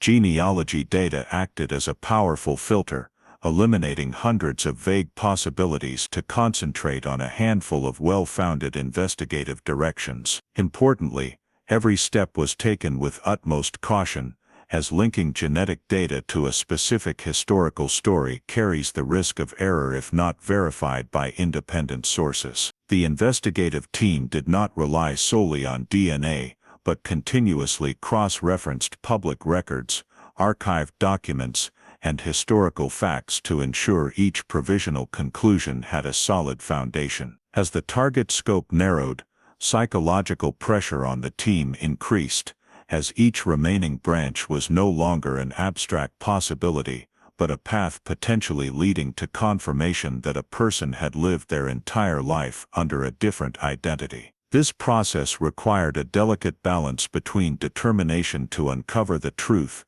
and respect for individuals potentially affected by the investigation's outcome. Modern genetic genealogy investigation, therefore, was not just a technical problem but an interdisciplinary process where data science, history, and ethics intersected to create an entirely different approach compared to traditional investigation. As the final family tree branches were identified and prioritized, the investigative team entered a phase where every decision could be decisive, as from here, all subsequent actions would focus on a small number of individuals or families, with a high likelihood that the truth about Margaret Barnes lay within that scope. The shift from a dormant file to a clearly focused investigation marked the initial success of modern genetic genealogy methods, where DNA data not only revived a forgotten case, but also provided a specific roadmap from statistical probabilities to human stories. In this context, genetic genealogy investigation became the bridge between past and present,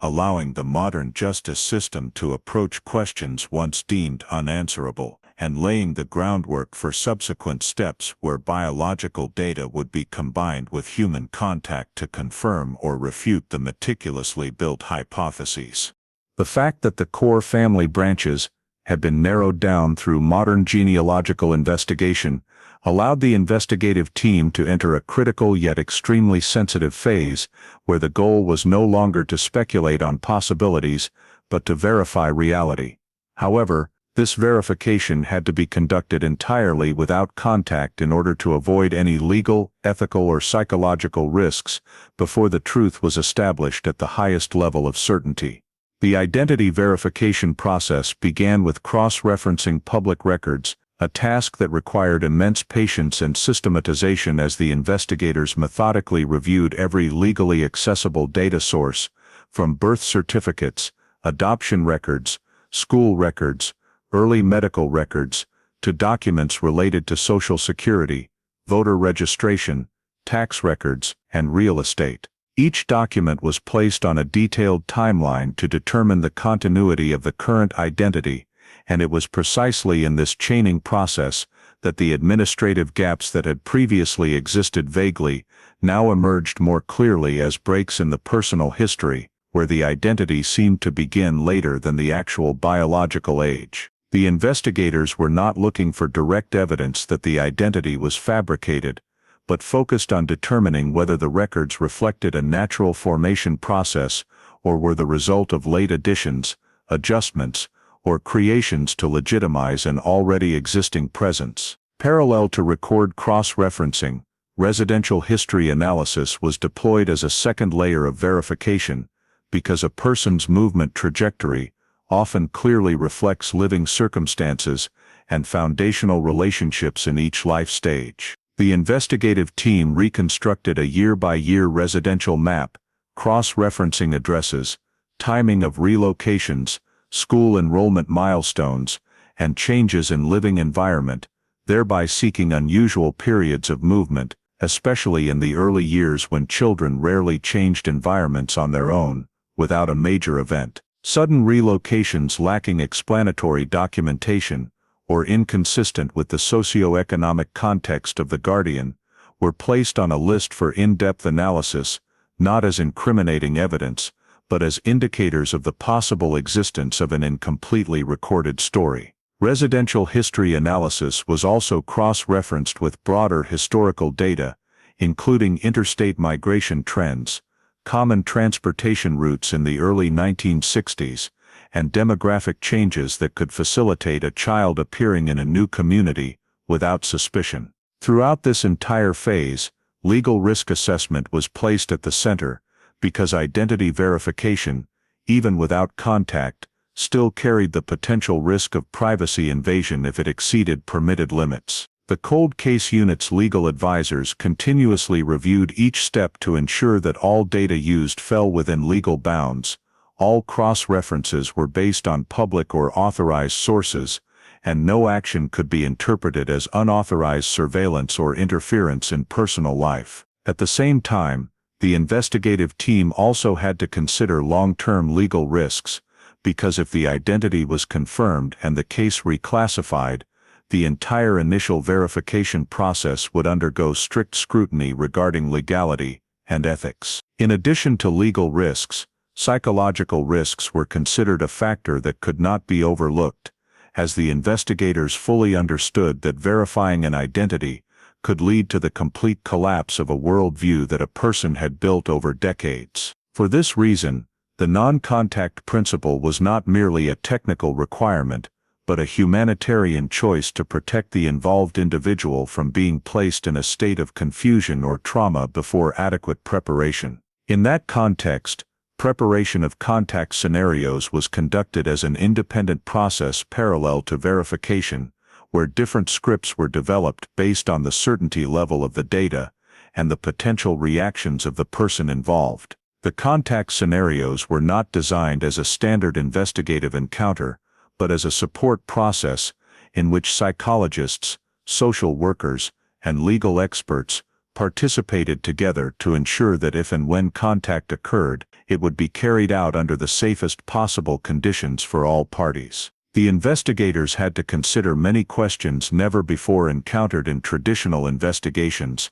who was the most suitable person to initiate contact, what information should be disclosed first, to what degree of detail, and how to avoid creating pressure or a feeling of persecution. While the contact scenarios were being developed, the non-contact verification process continued to delve deeper into less noticed supplementary data sources, such as old local newspaper records, annual resident directories, church records, and community documents that could provide clues about the appearance of a child of unknown origin in a specific family or area. These sources, when placed alongside DNA data and administrative records, helped strengthen or refute the hypotheses that had been formed, creating an increasingly clear picture of the formation process of the current identity. However, the investigative team always maintained the principle of not inferring beyond the data, because any hasty conclusion could lead to irreversible consequences. Non-contact identity verification,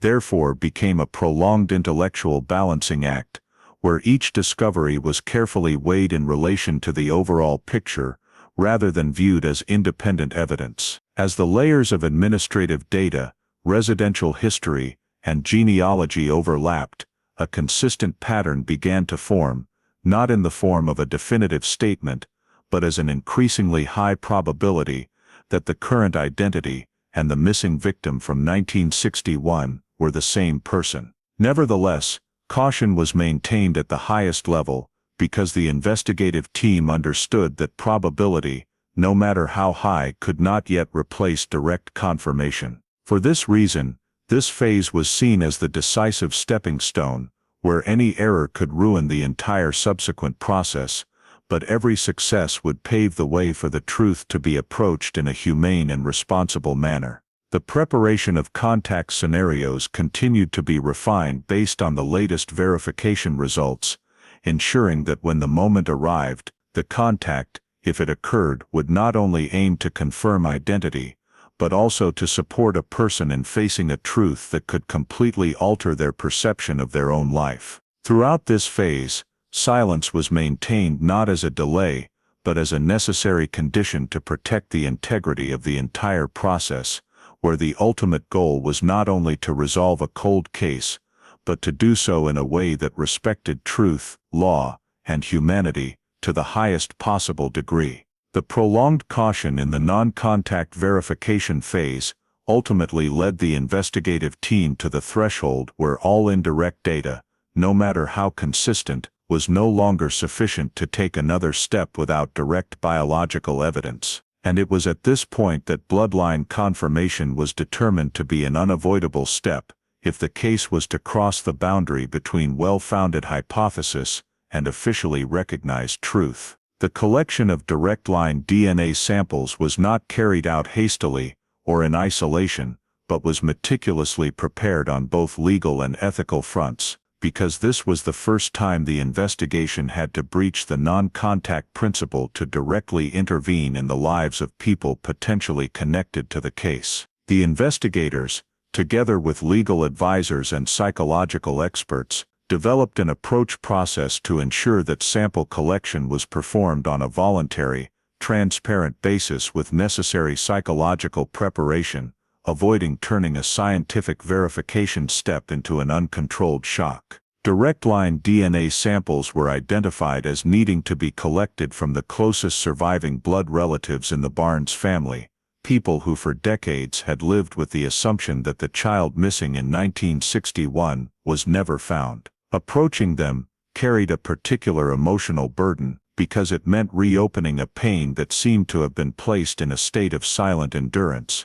while opening the possibility that the decades-long wait could lead to an answer entirely different from what they had mentally prepared to accept. The sample collection process was conducted according to modern forensic standards, with strict oversight to ensure sample integrity and chain of custody, because any error at this stage could weaken the value of the final results. Parallel to collecting samples from the biological family side, DNA from the individual bearing the current identity was also entered into the official matching process, this time no longer at the level of extended genealogical data, but direct-line analysis with near absolute accuracy. Performing direct-line DNA matching marked the transition from statistical probability to decisive biological evidence, as laboratories analyzed key genetic markers, comparing DNA segments to determine blood relationship according to scientific and legal standards. During this process, the investigative team had to accept a tense waiting period, because the results not only held professional significance, but also had the potential to completely alter the fates of many people, from the verified individual to the biological family that had lost a child for decades. When the analysis results were completed, the data showed a genetic match level reaching the threshold for confirming direct blood relationship, ruling out any random chance or error, and this very moment marked the end of a long phase based on inference, and the beginning of an undeniable truth. The identity confirmation results were not announced immediately, but were first presented internally to the investigative team and legal advisors to ensure that all procedures fully complied with legal and ethical requirements, while responsibly preparing for the next steps. The confirmation that the individual bearing the current identity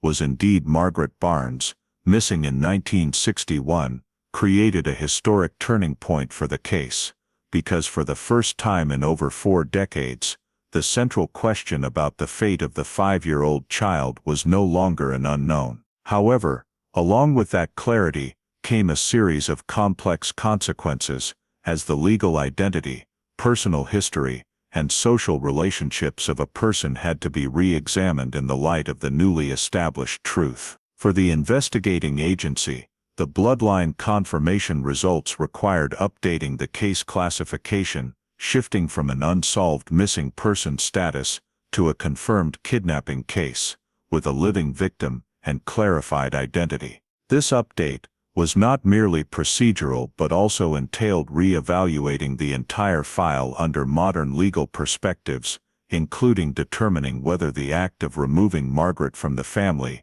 in 1961 constituted a crime under current law, and whether there was still possibility of pursuing criminal responsibility against involved individuals. The change in case classification also affected how information was managed and shared, as the matter was no longer viewed as a pure cold case, but as a special instance involving human rights, identity, and the long-term consequences of an act that occurred in a very different legal context from the present. Within the investigating agency, the bloodline confirmation results were seen as the clearest proof of the value of DNA technology and modern genealogical methods, while also serving as a reminder of the limitations of traditional investigation in the past. However, for the people directly involved, these results were not merely a professional achievement, but the beginning of a challenging process of facing the truth, where joy,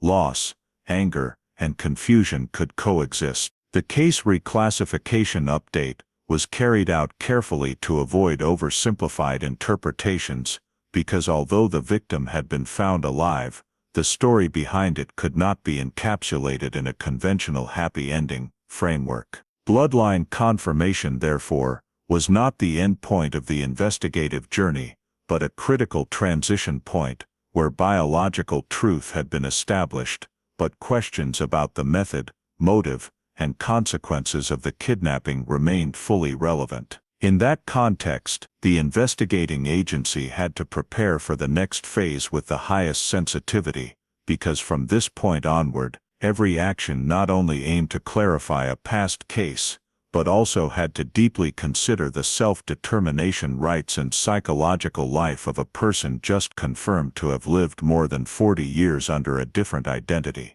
Bloodline confirmation closed the investigation phase based on suspicion and opened a new reality, where truth was no longer a question but the foundation for handling the legal, social, and personal consequences extending from 1961 to the present, placing the Margaret Barnes case in a special position in the history of cold cases resolved through modern technology. The bloodline confirmation turned a decades-long hypothesis into an irreversible truth, and from that point, the focus of the investigation shifted to the equally difficult task of reconstructing the kidnapping scenario that took place in 1961, in a context where nearly all direct traces had been erased by time, forcing the investigators to rely on logical analysis, historical data, and the systemic gaps of that era, to envision the path by which Margaret Barnes was removed from her original life. Analysis of potential access to the victim in 1961 began by placing Margaret back in the correct social and spatial position of a 5-year-old child living in a small community, where awareness of external dangers was virtually non-existent,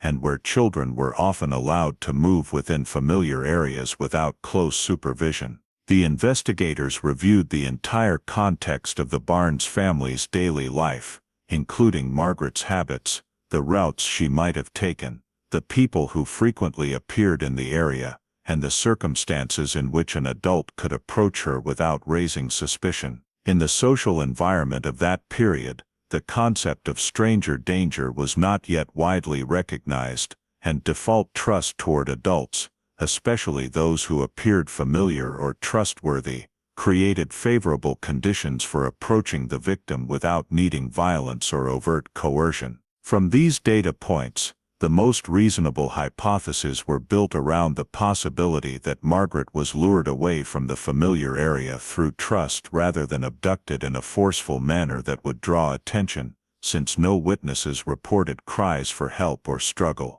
This hypothesis aligned with the lack of clear physical evidence at the scene, and with the reality that a 5-year-old child could easily follow an adult's suggestion or guidance if presented in a sufficiently convincing context. The investigators also considered the possibility that the person who approached Margaret had an indirect connection to the family or community, such as having appeared in daily activities, provided services, or simply been a familiar face, as that would significantly reduce the risk of suspicion when interacting with a child. From there, the kidnapping scenario was reconstructed as a rapid, discrete sequence of actions based on the perpetrator's initiative in exploiting societal trust rather than on violence or a complex plan. The factors enabling successful concealment were analyzed, not only at the individual level, but at the structural level of society and the administrative system of that era. When taking a child out of a community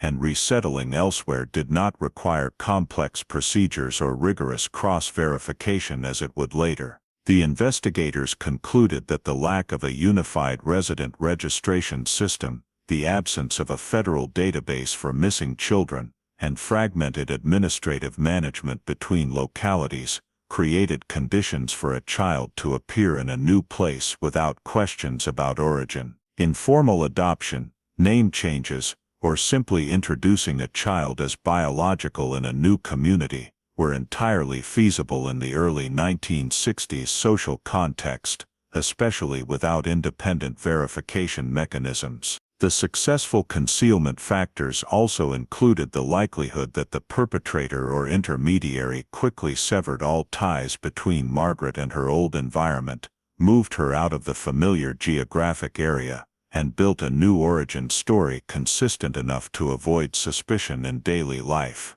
The investigators also examined the possibility of involvement by more than one individual, not necessarily as intentional accomplices but possibly as passive support from people who accepted the told story without questioning, inadvertently reinforcing the concealment. When analyzing the systemic gaps of that era, the investigation pointed out that the failure to secure the scene from the start, not treating the incident as a kidnapping in the initial hours, and not deploying inter-regional measures created a golden window for removing Margaret from the search area before official efforts were launched. The investigative system of that time, which relied heavily on the wandered-off assumption, did not generate enough pressure to prevent a child's movement out of the area, especially without a suspect description or involved vehicle. The lack of interstate coordination mechanisms and widespread alert systems meant that anyone taking Margaret out of Vermont could do so without significant obstacles,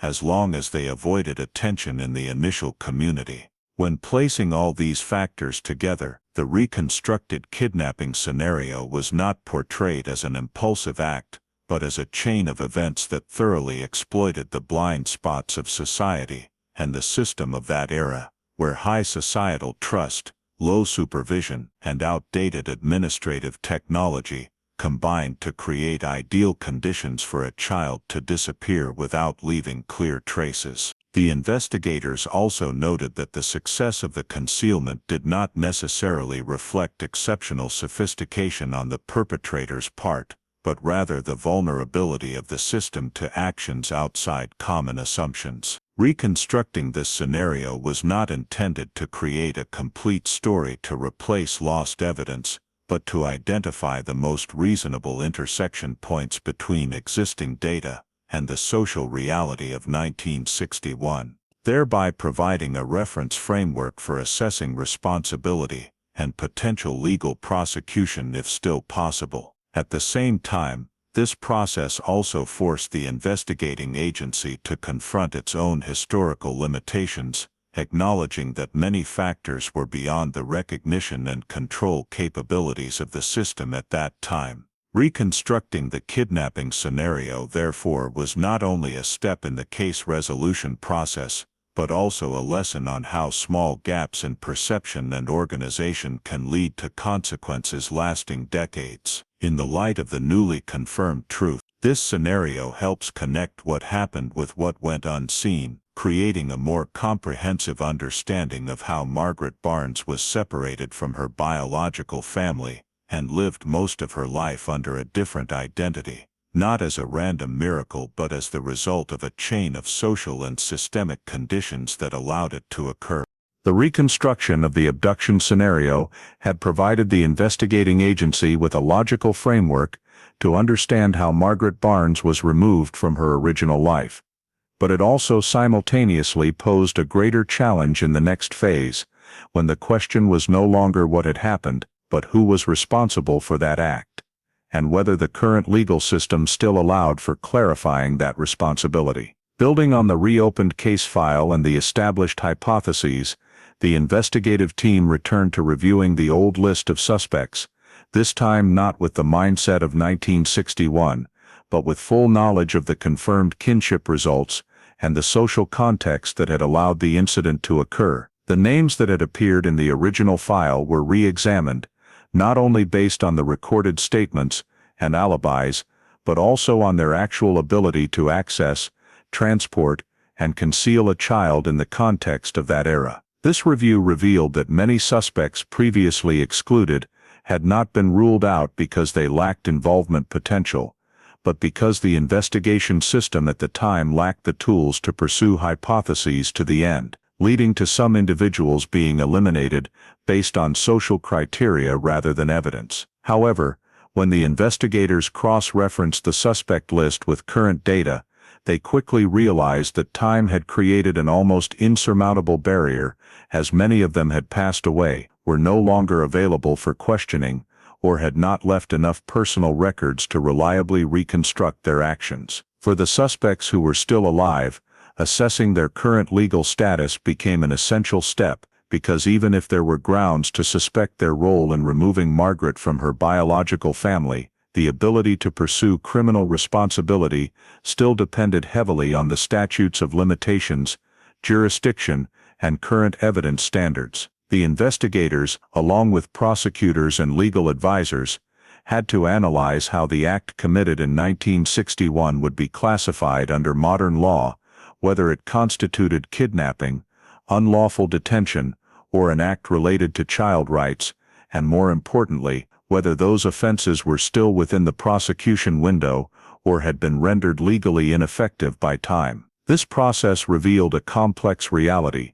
as the laws at the time of the incident differed significantly from current laws, and retroactive application was not always feasible, especially when evidence standards had changed and many physical pieces of evidence no longer existed. In many cases, even if an individual who had access to Margaret and benefited from concealing her identity could be identified, proving criminal intent according to current legal standards became extremely difficult. Additionally, some potential subjects had long since died, legally terminating any possibility of pursuing criminal responsibility, even though historically and ethically, questions about their role remained. These cases placed the investigative team in a dilemma, where the truth could be established to a reasonable degree, but could not be brought to court for an official verdict. For subjects who had vanished or lacked sufficient information to trace, the investigation was limited by the very data gaps that time had created,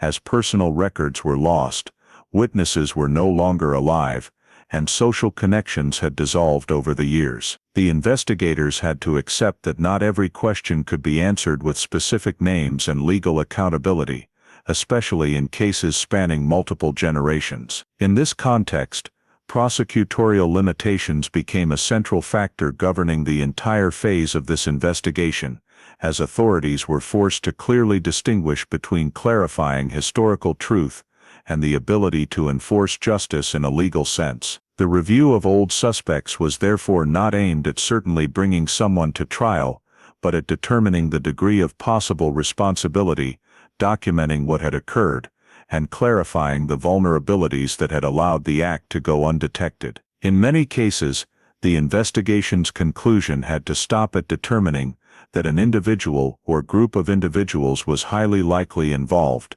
but could not be prosecuted due to expired statutes of limitations or lack of evidence meeting modern standards. This was not only a legal limitation, but also an ethical one, as publicly accusing an individual no longer able to defend themselves or who had passed away could lead to uncontrollable social consequences. The investigating agency therefore had to carefully weigh the public's right to know the truth, the victim's interests, and the rule of law principle that no one should be convicted without a lawful judgment. In this process, some new leads, though insufficient for prosecution, were still recorded and archived as part of the historical file, to ensure that Margaret Barnes's story was told as fully and truthfully as possible, even without a final criminal conclusion. The assessment of the case's current legal status also highlighted the progress but simultaneous helplessness of the justice system, as technology and investigative methods had allowed for victim identification and scenario reconstruction, but the law could not turn back time to apply justice in the way modern society expects. Prosecutorial limitations, therefore,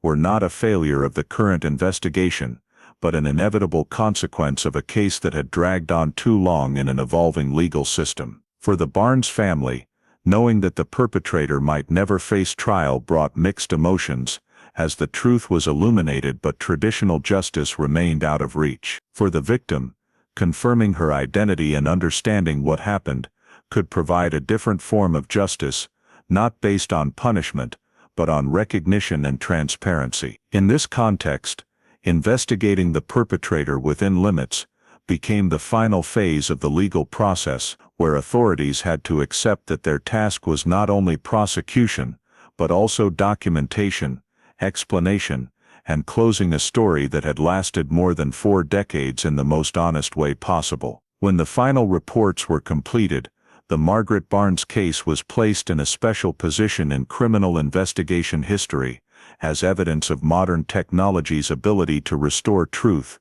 while also serving as a reminder that time can create limits that no system can fully overcome. The legal limitations in pursuing criminal responsibility had been clearly identified during the perpetrator investigation phase, and from that point, the case's focus shifted decisively to a task no less important: announcing the investigation results in the most accurate, cautious, and humane way possible to the Barnes family, who had lived more than 4 decades in a state of unresolved loss. The announcement was not made immediately after kinship confirmation or completion of legal assessments, but was prepared as a multi-step process to ensure that all shared information had been cross-verified to the highest degree and left no doubts that could further harm those involved. The investigating agency conducted a final full review of the results, from direct-line DNA data, genealogical analyses,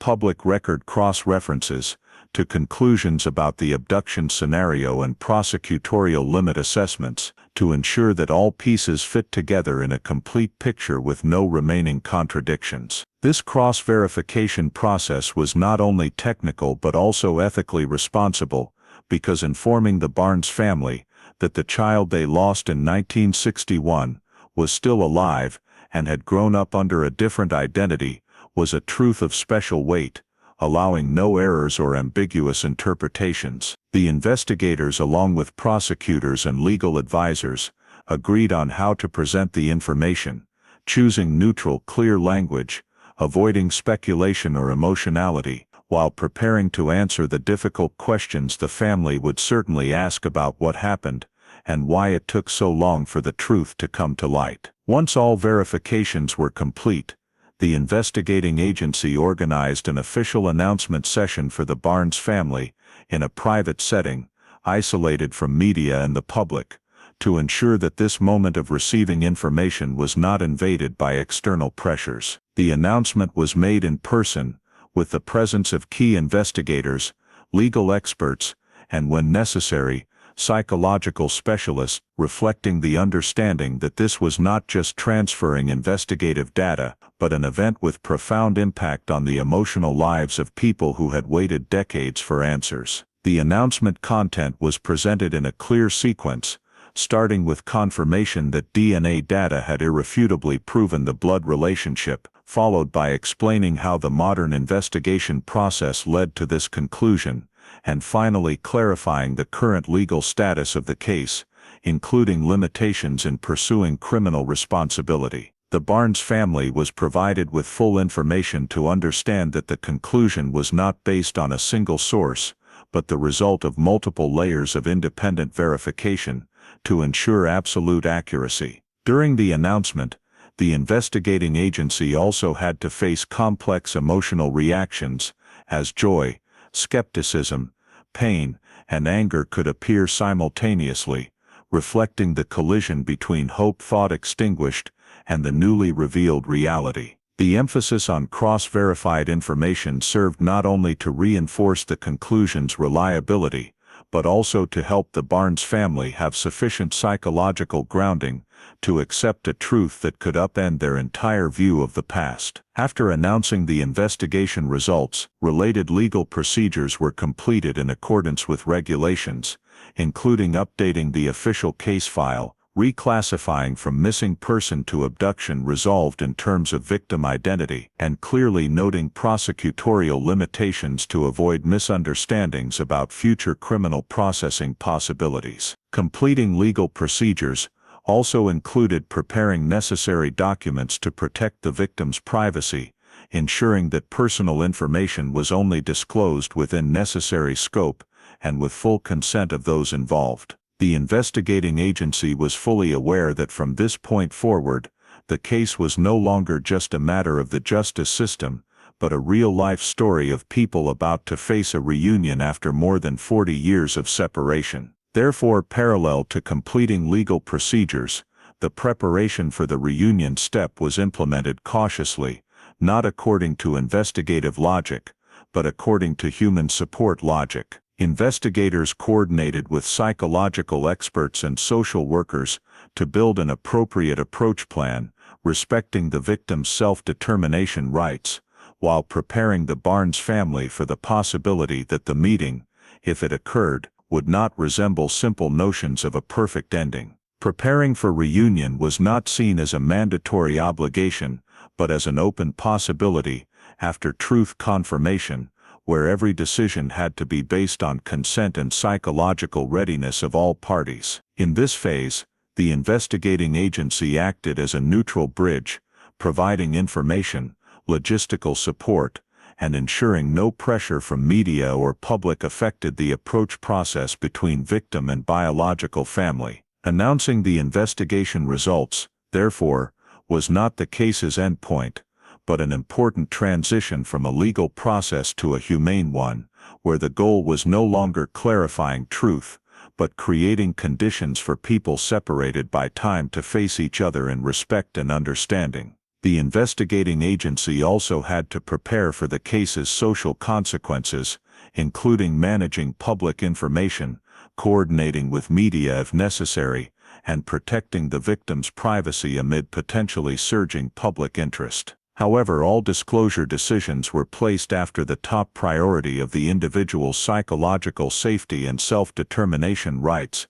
after identity confirmation. When the official announcement process was complete, the Margaret Barnes case entered a new phase, where the central question was no longer what happened, but how will the people involved continue living with this truth. Announcing the investigation results, therefore, not only closed a decades-long search for truth, but also opened another journey, not measured by files or legal conclusions, but by how each individual confronts, accepts, and redefines their relationship with the past, present, and future. After the investigation results had been fully announced and necessary legal procedures completed, the process moved to the most sensitive phase of the entire story, where all data, conclusions, and official files had to yield to human factors, and the reunion between Margaret Barnes and her biological family was prepared with the highest possible caution. Organizing the meeting was not viewed as a symbolic event or performative moment,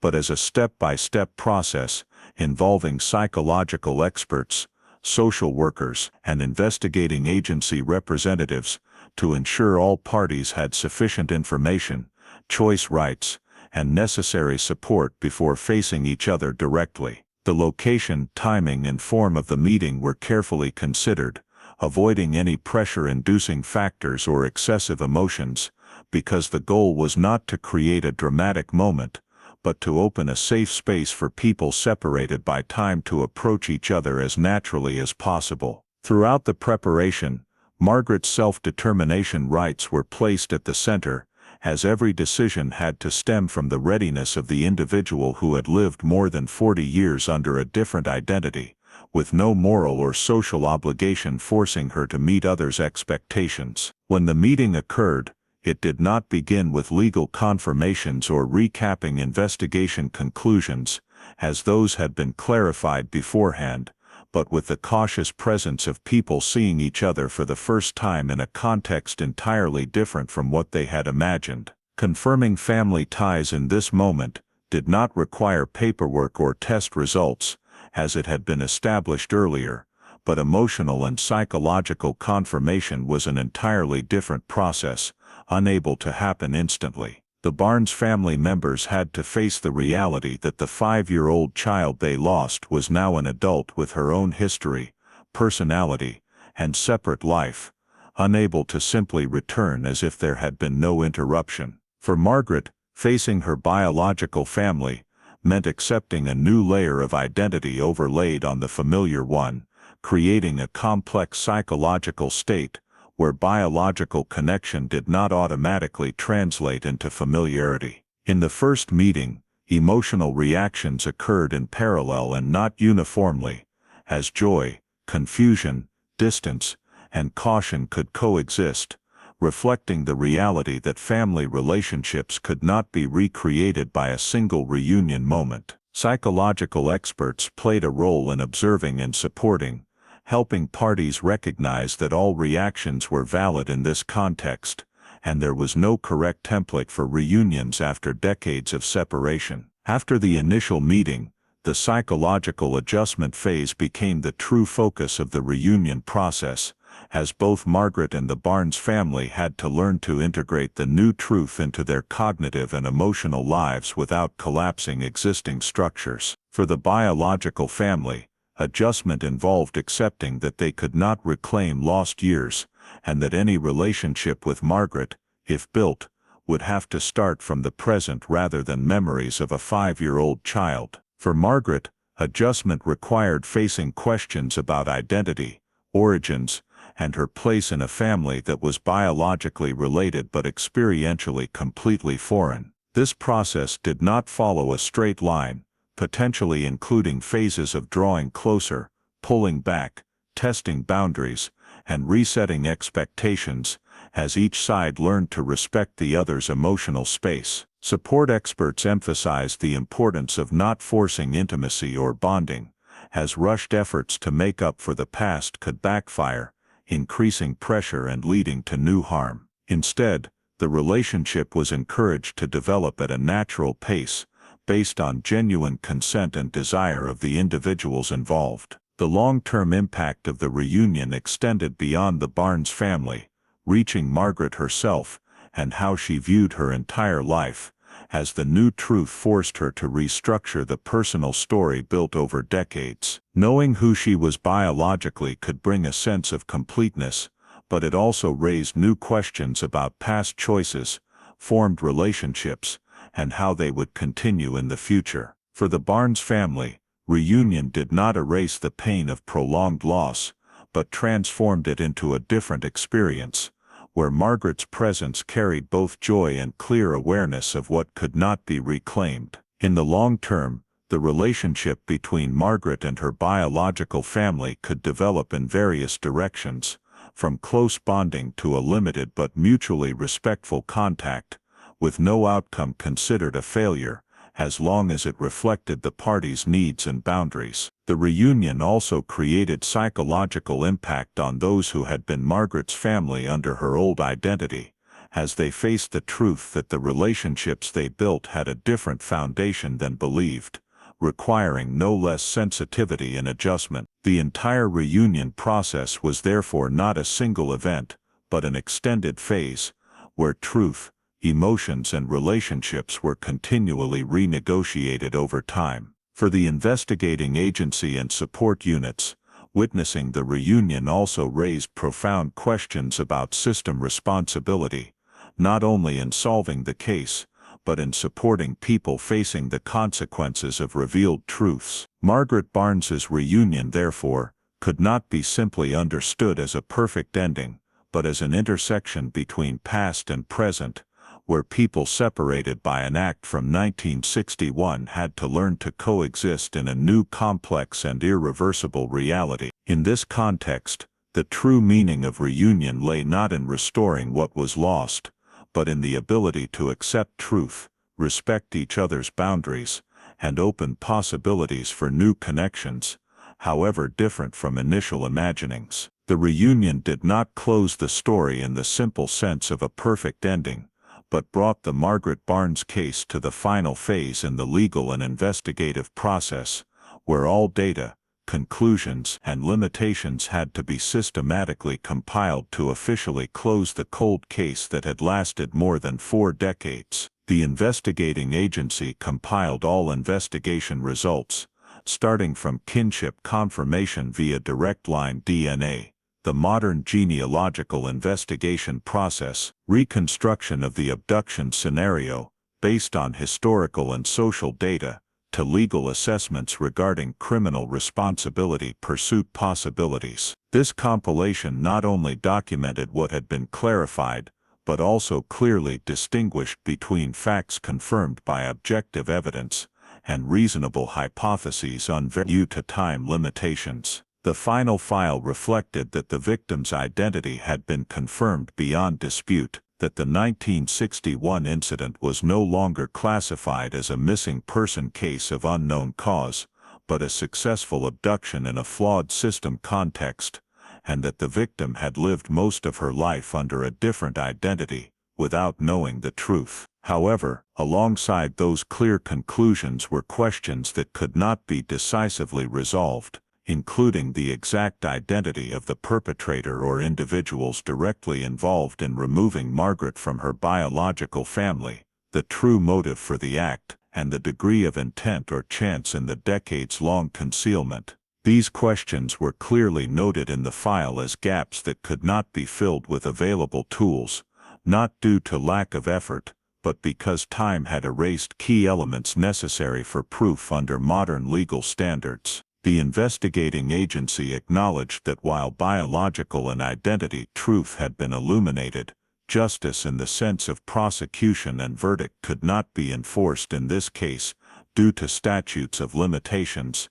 the death of involved subjects, or absence of sufficiently strong physical evidence. Noting these limitations did not diminish the investigation's value, but ensured honesty and transparency, avoiding illusions that every case could reach a conclusion fully satisfying all expectations. When all reports, appendices, and conclusions were completed, the decision to close the cold case file was made officially, marking the end of active case status and transitioning it to case resolved in terms of victim identity. Closing the file did not mean erasure or forgetting, but confirmation that all reasonable investigative actions within legal and current technological frameworks had been taken, with no further paths likely to yield significant progress. The file was archived with new classification, fully reflecting both the initial investigation's failures and modern investigation's successes,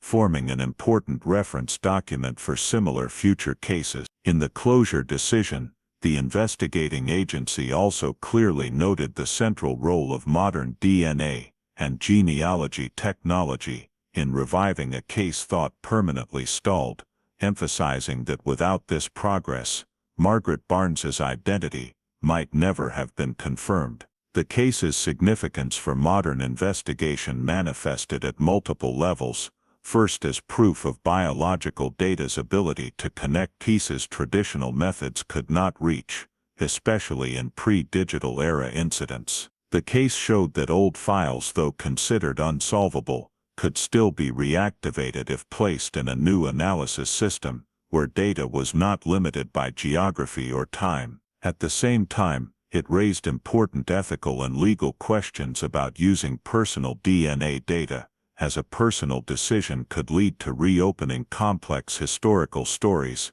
affecting many unprepared people. For law enforcement, the Margaret Barnes case became a typical example of the need to preserve records, document fully, and acknowledge past errors as part of system improvement. It showed that closing a case should not be seen as permanent end, but a temporary state depending on technological and knowledge conditions of the era. At the societal level, the case offered a different perspective on being found, as confirming a victim was alive did not erase the losses incurred, but shifted them to a different experience, where truth and healing did not always fully align. For Margaret Barnes, closing the cold case file did not end her personal journey, but marked a boundary between life before and after truth confirmation, where biological identity became part of her life story, but did not define the entire person she had become. For the Barnes family,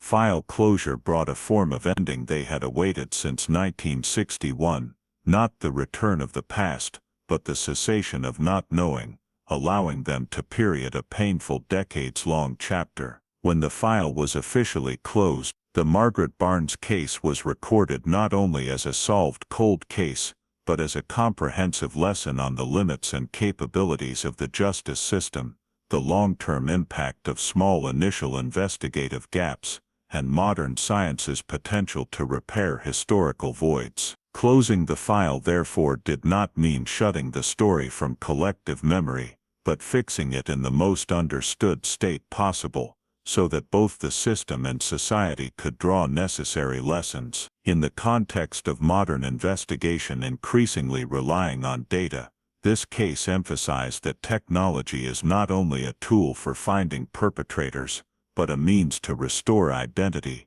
history, and voice to people once rendered invisible by time. And at that point, closing the Margaret Barnes file was not just an administrative procedure, but an affirmation that even if justice arrives late and incomplete, pursuing truth still holds core value for the victim, family, and the system that once overlooked them. The story of Margaret Barnes reminds us that safety in America is sometimes just a feeling built from habit and community trust. Vermont in 1961 was so peaceful that the Barnes family let a 5-year-old play around the neighborhood, and that brief lapse in supervision created an opportunity for a bad actor to approach without violence or cries. Today, many American families still live in suburbs where everyone knows each other, but the lesson is not to let familiarity replace child protection principles. Teach kids stranger rules,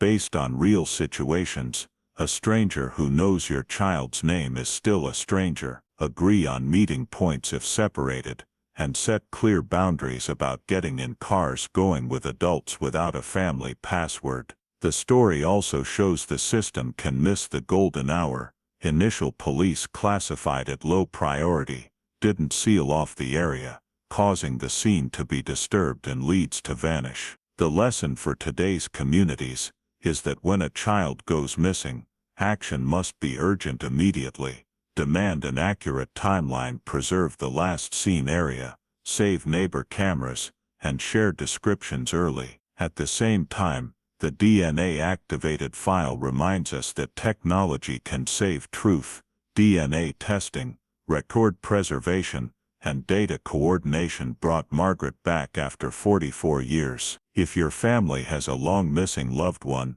proactively update the file, connect with support organizations, and consider DNA genealogy as an option. Finally, the reunion shows that being found does not mean back to normal. Respect the victim's self-determination, prepare psychological support, and accept that relationships will be built from the present, not from memories. If you believe stories like Margaret Barnes deserve to be told to remind us to protect our families, cherish truth, and not forget unresolved cases, please subscribe to the channel to join us. Thank you for watching to the end, and see you in the next video, where we will continue reopening cold cases thought buried by time.